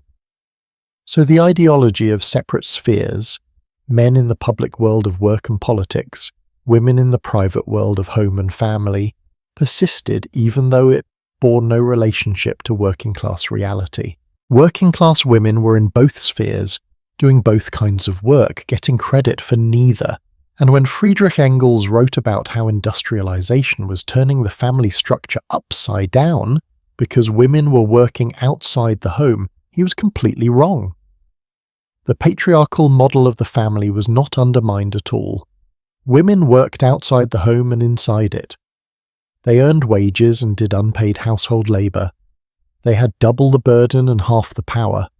The system adapted to exploit women in new ways while maintaining the old ways of exploitation. That is what systems of oppression do. They evolve. They find new forms while preserving the fundamental inequities. So when we talk about working-class women in the 1800s, we cannot just talk about their factory work or their paid labour. We have to talk about all of it. The seen and the unseen, the valued and the devalued, the counted and the uncounted, because these women were not just workers. They were not just mothers. They were not just wives. They were all of these things simultaneously, managing impossible demands, surviving against all odds, holding families and communities together through sheer force of will and endless labour. They deserved to be seen, to be recognised, to be honoured for every bit of work they did, paid and unpaid, visible and invisible. And they deserve for us to recognise that this double burden did not end in the 1800s. It still exists today in different forms, in different contexts. Working women still do more unpaid household labour than working men. The details have changed, but the fundamental pattern remains. These women from the 1800s are not distant historical figures. They are our ancestors, literally and figuratively. Their struggles are connected to our struggles. Their fight for recognition and fairness is the same fight that continues now. But I promised you we would talk about all aspects of their lives, and there is one more piece of this story that needs to be told. One more group of workers we have not fully examined yet, the ones who were the most vulnerable, the most exploited, the ones who had even less power than adult women. I am talking about the children. The boys and girls, some barely old enough to walk, who were pulled into this industrial machine and ground up just like everyone else. Their story is the darkest chapter yet, and we need to face it head on. What age were you when you got your first job? 16, 15? Maybe you had a paper route at 13? Now imagine starting work at age 8, or 6, or 4 years old, barely out of toddlerhood, still learning to speak in full sentences, and already working 10, 12, sometimes 14 hours a day in dangerous conditions for almost no pay. This is not a horror story. This is not fiction. This was normal life for countless children in the 1800s, and tonight we need to talk about it. Because if we want to understand the full cost of industrialization, if we want to grasp just how far society was willing to go in the pursuit of profit, we have to look at what was done to the children. So take a deep breath. This section is going to be hard, but these children deserve to have their stories told. Let me start with a question. Why were children working in factories at all? Why would parents send their young children into dangerous, exhausting work? The answer is heartbreakingly simple, because they had no choice. Remember those wage statistics we talked about? A male worker in New York in 1850 earned about $300 per year, but it cost $600 to support a family of 5. The math does not work. One adult wage was not enough, so everyone who could work had to work. Wife, older children, younger children, everyone. It was not cruelty, it was survival. If your 8-year-old could earn even a few pennies a day, that might mean the difference between your family eating or going hungry. Factory owners knew this. They knew families were desperate, so they created jobs specifically designed for children. Jobs that paid almost nothing but that children could technically do, and they hired children by the thousands.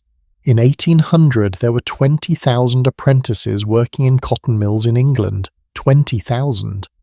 And most of these were pauper children, orphans or children from desperately poor families who'd been essentially given to the mills as unpaid labour. They were apprenticed, which sounds nice until you realise it meant they worked for no wages, just room and board, and they could not leave. These children were particularly vulnerable to maltreatment, industrial accidents, and illness from overwork. They were also exposed to widespread contagious diseases like smallpox, typhoid, and typhus because they were packed into crowded, unsanitary dormitories. Think about that for a second. These were children, some as young as 5 or 6, taken from their families or from orphanages and essentially enslaved to factory owners. They had no protection, no one looking out for them, no way to escape. Now let me tell you what jobs children actually did in the mills, because the specific details matter. One common job for young children was called scavenging. The scavenger's job was to crawl under the moving machinery while it was running and collect the loose cotton fibres that fell down. The machines could not be stopped because that would reduce production. So children had to crawl underneath spinning gears and moving belts, gathering cotton fluff, trying not to get caught. Can you imagine? You are 7 years old. The machine above you is roaring, shaking, filling the air with noise. You can barely see through the cotton dust and you have to crawl under this monster knowing that if your clothing catches, if your hair comes loose, if you make one wrong move, you will be pulled into the machinery and torn apart. Accidents were constant.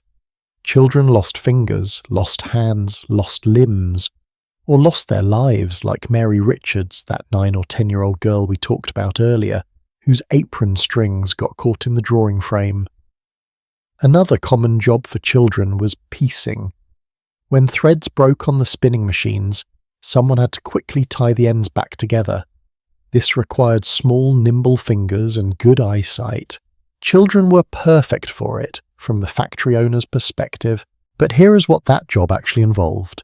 Standing for 10 or 12 hours straight, watching hundreds of threads, darting in whenever one broke to quickly tie it back together before the overseer noticed and fined you for the stoppage. Your hands moving constantly, your eyes straining, no breaks, no sitting, no rest. Children's bodies were not designed for this. Their bones were still growing, their muscles were still developing. Standing for 12 hours a day deformed their legs. The repetitive motions damaged their hands and wrists, the constant eye strain ruined their vision, and they were so tired. Imagine being 8 years old and so exhausted that you could barely stand. Imagine fighting to keep your eyes open, knowing that if you fall asleep you will be beaten. Some children did fall asleep standing up, and then they would topple into the machinery. The youngest children often worked as doffers. When bobbins, the spools that held spun thread, became full, they had to be replaced with empty ones. Doffers would run from machine to machine, quickly swapping out full bobbins for empty ones. It sounds simple, but the machines never stopped moving. Children had to reach into moving equipment, time their movements perfectly, work faster and faster to keep up. In North Carolina textile mills in the early 1900s, families usually began millwork together. The parents could not earn enough on their own, so everyone had to contribute. Children usually started in these entry-level jobs of spinning, spooling, or doffing, and they worked 12-hour days, 6 days a week, just like the adults, but they were paid a fraction of what adults earned. A child might earn only 10 to 20% of an adult man's wage, sometimes less. In some cases, children worked only for room and board, essentially for free. They were told this was training, that they were learning valuable skills, but really they were just cheap labor. Here is something that will make you angry. When child workers were given fines for infractions, being late, talking, making mistakes, they had to work overtime to pay off those fines. Since they were not earning real wages, they could not just pay the fine in money, so they worked additional hours, 14, 15, 16 hours a day, children. And the work did not just exhaust them, it killed them, not always quickly, though industrial accidents certainly killed plenty of children outright, but slowly through disease and malnutrition and bodies breaking down under impossible demands. Remember that statistic about cotton mill girls having less than half the chance of reaching adulthood compared to girls outside the mills? The same was true for boys. Children who worked in textile mills had drastically reduced life expectancy. Many died before reaching adulthood. Those who survived often had permanent health problems, damaged lungs, deformed spines, ruined vision, chronic illnesses. There was one job that was particularly deadly for children, working in coal mines. Girls and young women were not typically employed in textile mills as spinners in some regions, but children of both sexes worked in mines as trappers and hurriers. Trappers were young children, sometimes as young as 5 or 6 years old, who sat alone in the dark all day, opening and closing ventilation doors as coal carts passed through. Imagine being 6 years old sitting in pitch darkness 12 hours a day, alone, with only the sound of rats and the occasional rumble of a coal cart to break the silence. The psychological damage alone must have been staggering. Hurriers were children and women who transported coal from where it was mined to the surface. They would fill carts with coal and then push or pull these incredibly heavy loads through narrow, dark tunnels. The work destroyed their backs and their joints. Many developed lifelong disabilities. In 1842, the British Parliament finally passed a law prohibiting all girls and boys under 10 from working underground in coal mines. Under 10, that means 9-year-olds were still legal, and this was considered progressive reform. Let that sink in for a moment. Society looked at 9-year-old children working in coal mines and thought, yes, this is fine, this is acceptable. 10-year-olds in mines? Also fine. 8-year-olds? Now that is where we draw the line. The fact that this was controversial, that mine owners fought against it, that people argued it would hurt the economy, that tells you everything you need to know about how children were valued in the industrial economy, which is to say they were not valued as children at all. They were valued as cheap labour. Now I need to tell you about something that might be the most disturbing aspect of child labour, the fact that it was deliberately encouraged. Factory owners did not just accept child labour as an unfortunate necessity, they actively sought it out. They preferred hiring children in some roles. Why? First, children could be paid almost nothing. Second, children were seen as more obedient than adults, easier to control, less likely to complain or organize. Third, children were small, which meant they could fit into spaces and perform tasks that adults could not. And fourth, perhaps most cynically, children had no power. They could not vote. They could not organize unions effectively. They had no advocates. They were perfect victims. Some factory owners would actually go to orphanages and workhouses and essentially buy children. They would take pauper children, children who had no families, no one to protect them, and bring them to their factories as apprentices. These children were trapped. They could not leave, they could not complain. They could not even run away because where would they go? And the mortality rate among these pauper apprentices was horrifying. Many died within their first year. From accidents, from disease, from overwork, from starvation despite being promised room and board. And when they died, they were easily replaced. There were always more desperate children, more orphans, more poverty-stricken families willing to give up their children for the promise of one less mouth to feed. I want to tell you about one specific person who experienced this system and later wrote about it. Charles Dickens. Yes, that Charles Dickens, the famous author. Before he became famous, he was a child labourer. When Charles was 12 years old, his father was sent to debtor's prison. The family fell into poverty, and Charles was sent to work at a blacking factory, a place that made shoe polish. He worked 10 hours a day, 6 days a week, pasting labels onto pots of blacking. He earned 6 shillings per week. This experience traumatized him. He never forgot it. And when he became a writer, he used his platform to expose the horrors of child labour and the workhouse system. His novels, Oliver Twist, David Copperfield, Hard Times, they were not just entertainment. They were social criticism. They were his way of saying, look at what we are doing to children. Look at this system and see it for what it really is. And here is the thing. Dickens was one of the lucky ones. He got out. His father was released from debtor's prison, and Charles was able to go back to school and eventually become a writer. Most child labourers never escaped. They just worked until their bodies gave out, and then they died in poverty, unmourned and forgotten. Reform came slowly, painfully slowly. The Factory Act of 1833 reduced working hours for children and required that they receive some education. But enforcement was minimal. Factory inspectors were few and easily bribed or intimidated. Owners found ways around the rules. Later acts raised the minimum age for employment, reduced hours further, mandated safety guards around machinery. Each reform was hard fought. Each one faced fierce opposition from factory owners who claimed it would destroy their businesses. Each one saved lives but still left thousands of children unprotected. It was not until the Fair Labor Standards Act of 1938 in the United States that child labor was finally comprehensively addressed. 1938. That is less than a century ago. Your grandparents or great-grandparents might have been alive when children working in factories was still legal and common. This is not ancient history. This is recent.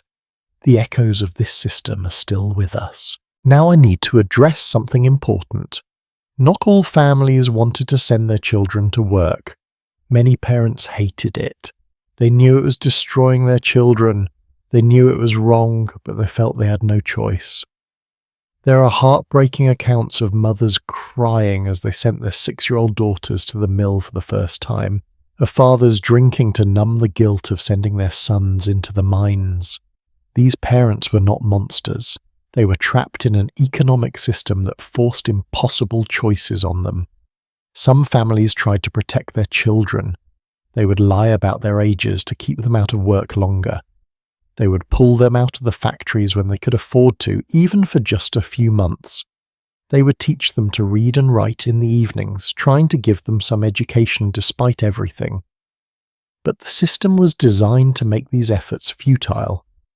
The economic pressure was too great, the alternatives were too few, and so children worked. And you know what is tragic? Some children actually wanted to work, not because they loved the work, how could they? But because it made them feel useful. It made them feel like they were helping their families. They took pride in bringing home wages, even tiny wages. They wanted to contribute. Society took that natural desire to be helpful, to be valued, and twisted it into exploitation. It told children that their worth was measured by their productivity, that they should be grateful for the opportunity to destroy their bodies for pennies, that this was normal, natural, the way things should be. And many children internalized this. They grew up believing that their suffering was necessary, that they deserved nothing better, that this was just how life was for people like them. Breaking that psychological conditioning, teaching children that they deserved better, that was almost as hard as changing the actual laws. Because the system was not just external structures and policies, it was also internal beliefs and assumptions that had been drilled into people from childhood. Here is a question worth thinking about.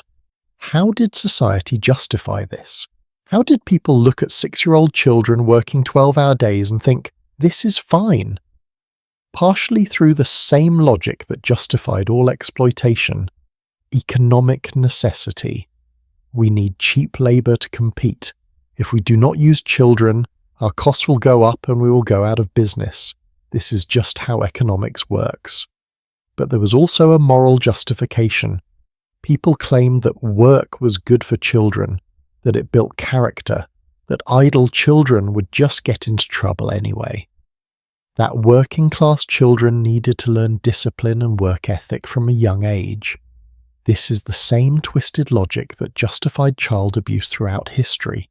The idea that suffering is somehow good for children, that hardship builds character, that harsh treatment prepares them for a harsh world. But here is the truth. The child labour of the Industrial Revolution did not build character. It broke children. It destroyed their health, limited their potential, and often killed them outright. There was nothing noble or beneficial about it. It was exploitation, pure and simple, and yet it persisted for over a century. From the beginning of the Industrial Revolution in the 1750s until comprehensive reforms in the 20th century, multiple generations of children were sacrificed to industrial profit. Think about all the contributions those children could have made if they had been allowed to grow up healthy and educated. Think about the artists, scientists, leaders, innovators who never got the chance to develop their potential because they were worked to death before adulthood. The cost of child labour was not just the suffering of individual children, though that alone would be enough. It was also the loss of human potential on a massive scale. Society sacrificed its future for short-term profit. Now, as we reach the end of our journey, through the working lives of women and children in the 1800s, I want to step back and ask, what did we learn from all of this? What changed because of their suffering? And what has stayed the same? Because here is the thing, we cannot just catalogue the horrors and move on. We have to understand what these stories mean for us, today, now. We have to connect the past to the present and ask ourselves, what are we still doing wrong? What exploitation still exists? What injustices have we not yet addressed? The women and children of the Industrial Revolution paid a terrible price for the modern world we inherited. They deserve to be remembered. But they also deserve to have their struggles mean something, to have their suffering lead to real change, not just historical footnotes. So let us take everything we have learned tonight, all the stories, all the statistics, all the pain and courage and resistance, and let us ask ourselves, what legacy did these women leave us? What lessons did they teach? And what do we owe them in return? We have spent hours together tonight walking through the lives of working-class women in the 1800s. We have seen their exhaustion, their courage, their suffering and their resistance. We have looked unflinchingly at a system that treated human beings as disposable resources. And now, as we come to the end of this journey, I want to ask you something important. What changed? Because it did change, not quickly, not easily, not completely, but the world these women lived in, that brutal, exploitative, seemingly immovable system, it did not last forever. It was challenged, it was reformed, and those women, the ones we've been talking about all night, they were part of that change. So let us talk about legacy. Let us talk about what these women accomplished, what they left behind, and what we still owe them. First, the most obvious legacy, they made themselves visible. For most of history, working women's contributions were invisible. They did not show up in official records. Their work was not valued or even acknowledged. But the women of the Industrial Revolution could not be ignored. There were too many of them. They were too essential to the economy. Their labour was too visible, too public, too impossible to hide. Factory women worked shoulder to shoulder by the hundreds. Domestic servants filled the grand houses of every wealthy family. Laundresses operated visible businesses on city streets. These women could not be swept under the rug or relegated to historical footnotes. They were too present, too numerous, too vital, and this visibility mattered. It created the foundation for future women's movements. It established that women could be workers, not just wives and mothers. It proved that women were capable of surviving, even thriving outside traditional domestic roles. Now, did this immediately lead to equality? Of course not, but it shifted the conversation. It made certain arguments impossible to sustain. You could not claim women were too weak or too delicate for public life when millions of women were already working in factories and shops and offices. Second legacy, they changed the economic reality for women in profound ways. Historian Thomas Dublin studied female textile workers in Lowell and found something fascinating. Women who worked in the mills typically married later in life than their non-wage earning counterparts. They had fewer children. They married men closer to their own age rather than much older men. What does this tell us? It tells us that earning wages, even small wages, gave women option in not unlimited options. They were still constrained by poverty and sexism and limited opportunities, but more options than their mothers had. The option to delay marriage, the option to be selective about whom they married, the option to negotiate from a slightly stronger position. Some women who remained single used the skills they acquired through factory work to start their own businesses. They became shopkeepers, boarding house operators, seamstresses with their own clientele. They created lives for themselves outside of marriage, which in previous generations would have been almost impossible. Were these lives easy? No. Were they always successful? Definitely not. But they were possible in a way they had not been before. That matters. Third legacy, they began the labour movement.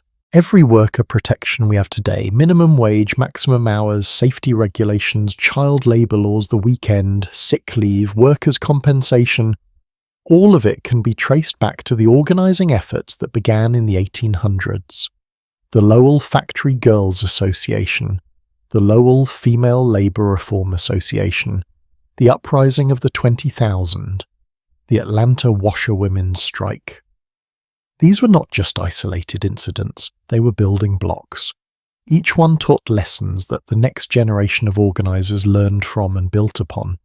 The strikes mostly failed in their immediate goals, but they succeeded in creating a template for resistance.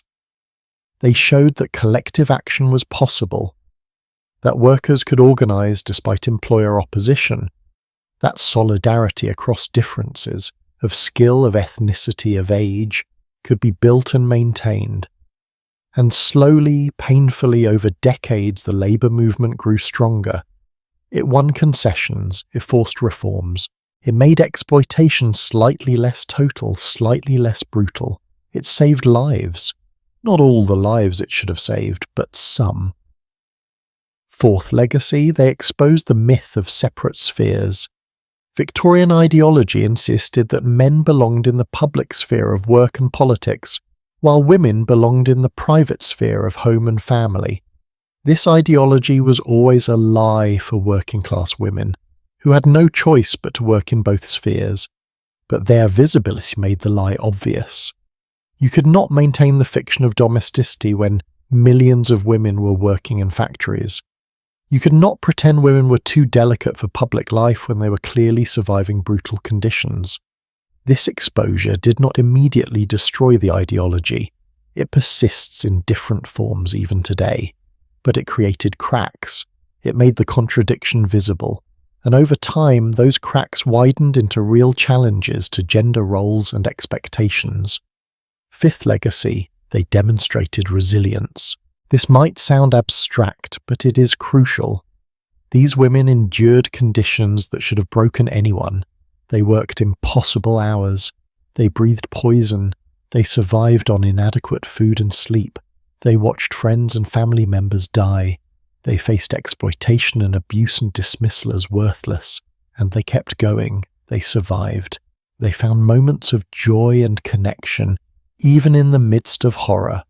They sang, they told stories, they formed friendships, they fell in love, they raised children, they maintained their humanity despite everything the system did to dehumanize them. This is not about romanticizing suffering. Suffering is not noble. These women should not have had to endure what they endured, but the fact that they did endure, that they maintained their dignity and humanity, that is powerful. That is a legacy worth remembering. Now let me talk about what has changed since the 1800s, because it is important to acknowledge progress while also being clear-eyed about what has not changed. Child labour in factories is now illegal in most developed countries. We have laws protecting children, requiring education, setting minimum ages for work. This is enormous progress. Millions of children today get to have childhoods because of reforms that began in response to the horrors we discussed tonight. Working hours are regulated. In most places, there are legal limits on how long people can be required to work. The 12-hour day, 6-day week is no longer standard in industrialized countries. This is a huge improvement in quality of life. Safety regulations exist. Factories are required to have guards on machinery, ventilation systems, emergency exits, safety equipment. Are these regulations always enforced? No. Are they adequate? Often not. But they exist and they save lives. Women can vote. They can own property. They can work in professions that were closed to them in the 1800s. Legal equality, while still incomplete, is vastly better than it was. But, and this is crucial, many of the fundamental patterns persist. Women still earn less than men for comparable work. The gap is smaller than it was, maybe 16 to 18% today compared to 50 to 67% in the 1800s, but it exists. Women's labour is still systematically undervalued. Women still do the majority of unpaid household labour and childcare. Even when they work full-time outside the home, the double burden persists. The specific tasks have changed. We have washing machines now, thank goodness. But the basic pattern remains. Women working 2 shifts while men work 1. The poorest and most vulnerable workers still face conditions that echo the 1800s. Garment workers in developing countries work long hours in dangerous conditions for poverty wage. Domestic workers, especially undocumented immigrants, face exploitation with little legal protection. Agricultural workers endure brutal conditions and exposure to toxic chemicals. The details have changed. The locations have shifted. But the fundamental dynamic, wealthy people profiting from the exploitation of desperate workers, that has not gone away. So what do we owe these women? What is our responsibility knowing what they went through? First, we owe them the truth. We owe them honest acknowledgement of what they endured, not sanitized history, not things were hard but people were happy nonsense. The truth, that the system was brutal, that people suffered terribly, that this suffering was not accidental but was the result of deliberate choices by people with power. Second, we owe them memory. We owe them the recognition that our comfortable lives were built on their suffering. Every time we enjoy a weekend, every time we benefit from a minimum wage or a safety regulation, every time we take for granted that children should be in school instead of factories, we are benefiting from battles these women fought and often lost. They deserve to be remembered not just as victims, but as fighters, as women who resisted, who organized, who refused to accept that exploitation was inevitable. Their names might be lost, most of them will never be individually remembered, but their collective legacy deserves to be honored. Third, we owe them continuation. We owe them the commitment to keep fighting the battles they started, because those battles are not over. Exploitation still exists. Workers are still mistreated. Women's labor is still undervalued. Children in many parts of the world are still trapped in brutal working conditions. The specific forms have changed, but the fight continues, and we have advantages these women did not have. We have legal protections, political rights, education, communication technology. We have no excuse for accepting injustice when we have more tools to fight it than they ever did. Fourth, we owe them gratitude. Not the shallow thoughts and prayers kind of gratitude, but real, active appreciation that changes how we live. We owe them the effort to use our resources, whatever resources we have, to make the world more just. Maybe that means supporting labor unions. Maybe it means buying fair trade products. Maybe it means voting for politicians who support worker protections. Maybe it means speaking up when we see exploitation. Maybe it means examining our own lives and asking, who am I exploiting? Whose labor am I benefiting from without fairly compensating? These women did not have many choices. We have more. That is the legacy they left us. More choices. We owe it to them to make those choices count. Now, I want to end by coming back to something I said at the very beginning of tonight's journey. These women were an invisible army. Society needed their labor but refused to value it. History often overlooked them, treating them as background figures in someone else's story. But they were not background figures. They were the main characters of their own lives. They were mothers and daughters and sisters and friends. They had dreams and fears and hopes. They laughed and cried and loved. They were fully human, even when the system treated them as less than human. And their humanity matters, not just historically, but now. Because when we forget that exploited people are fully human, when we reduce them to statistics or abstract concepts, we make it easier to accept their exploitation. The women we talked about tonight, the servants waking at 5 in the morning, the mill workers breathing cotton dust, the laundresses destroying their hands in scalding water, the mothers working double shifts, the little girls crawling under dangerous machinery. They were real people. They had names we will never know and stories we will never hear. But they were real, and they deserve better than they got. They deserved living wages and safe conditions and time to rest and the opportunities to develop their potential. They deserve to be valued for all their labor, paid and unpaid. They deserve to be treated with dignity and respect. They did not get what they deserved, but they fought for it anyway. And their fight made the world better for those who came after them, even though they themselves did not always live to see the improvements.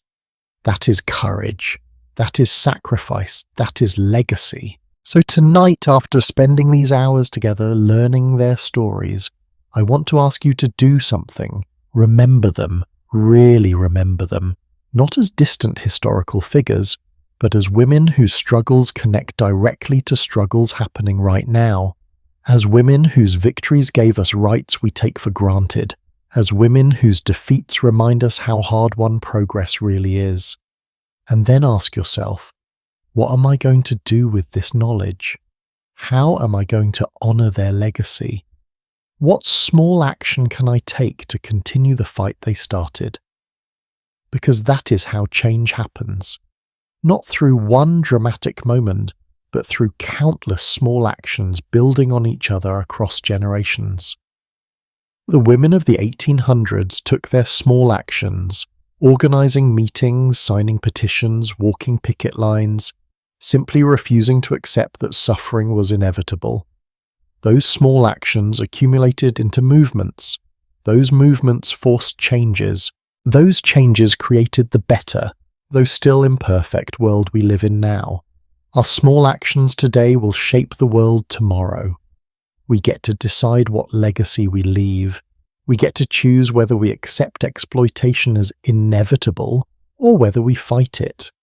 We get to determine whether future generations will look back at us and say, they saw injustice and they did something about it.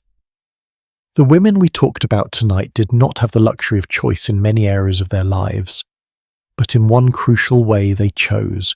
They chose to resist. They chose to hope. They chose to fight for something better, even when victory seemed impossible. We can make that same choice. We can honor their legacy by continuing their fight, by refusing to accept that things have to be this way, by standing up for workers' rights and women's rights and human dignity. The invisible army is not invisible anymore. We see them, we remember them, and we commit to carrying forward the work they started. Thank you for staying with me through this long journey tonight. I know it has been heavy at times. I know we have confronted difficult truths and painful realities. But I hope you also feel what I feel. A profound respect for these women's strength, a deep gratitude for their sacrifices, and a renewed commitment to making the world they fought for finally come into being. Their story does not end in the 1800s. It continues through us, through the choices we make, the values we uphold, the fights we choose to take on. They started something powerful. It is up to us to see it through. Sleep well tonight, knowing that you are part of this long chain of people fighting for justice. And when you wake up tomorrow, remember, the battles these women fought are not finished. There is still work to do. There are still invisible armies laboring in unjust conditions. There are still voices that need to be heard. Will you hear them? Will you remember? Will you act? That is the question their legacy poses to us. And I truly hope that our answer will be yes. Thank you for listening. Thank you for caring. Thank you for being part of this story. And please stay tuned for the next journey we will take together. Because history is full of forgotten stories that deserve to be told, of invisible people who deserve to be seen, of lessons from the past that we desperately need to learn. Until next time, take care of yourselves. Honor the past by working for a better future. And remember, you are part of something much bigger than yourself. You are part of a long line of people who refuse to accept injustice. That is a legacy worth claiming. Good night.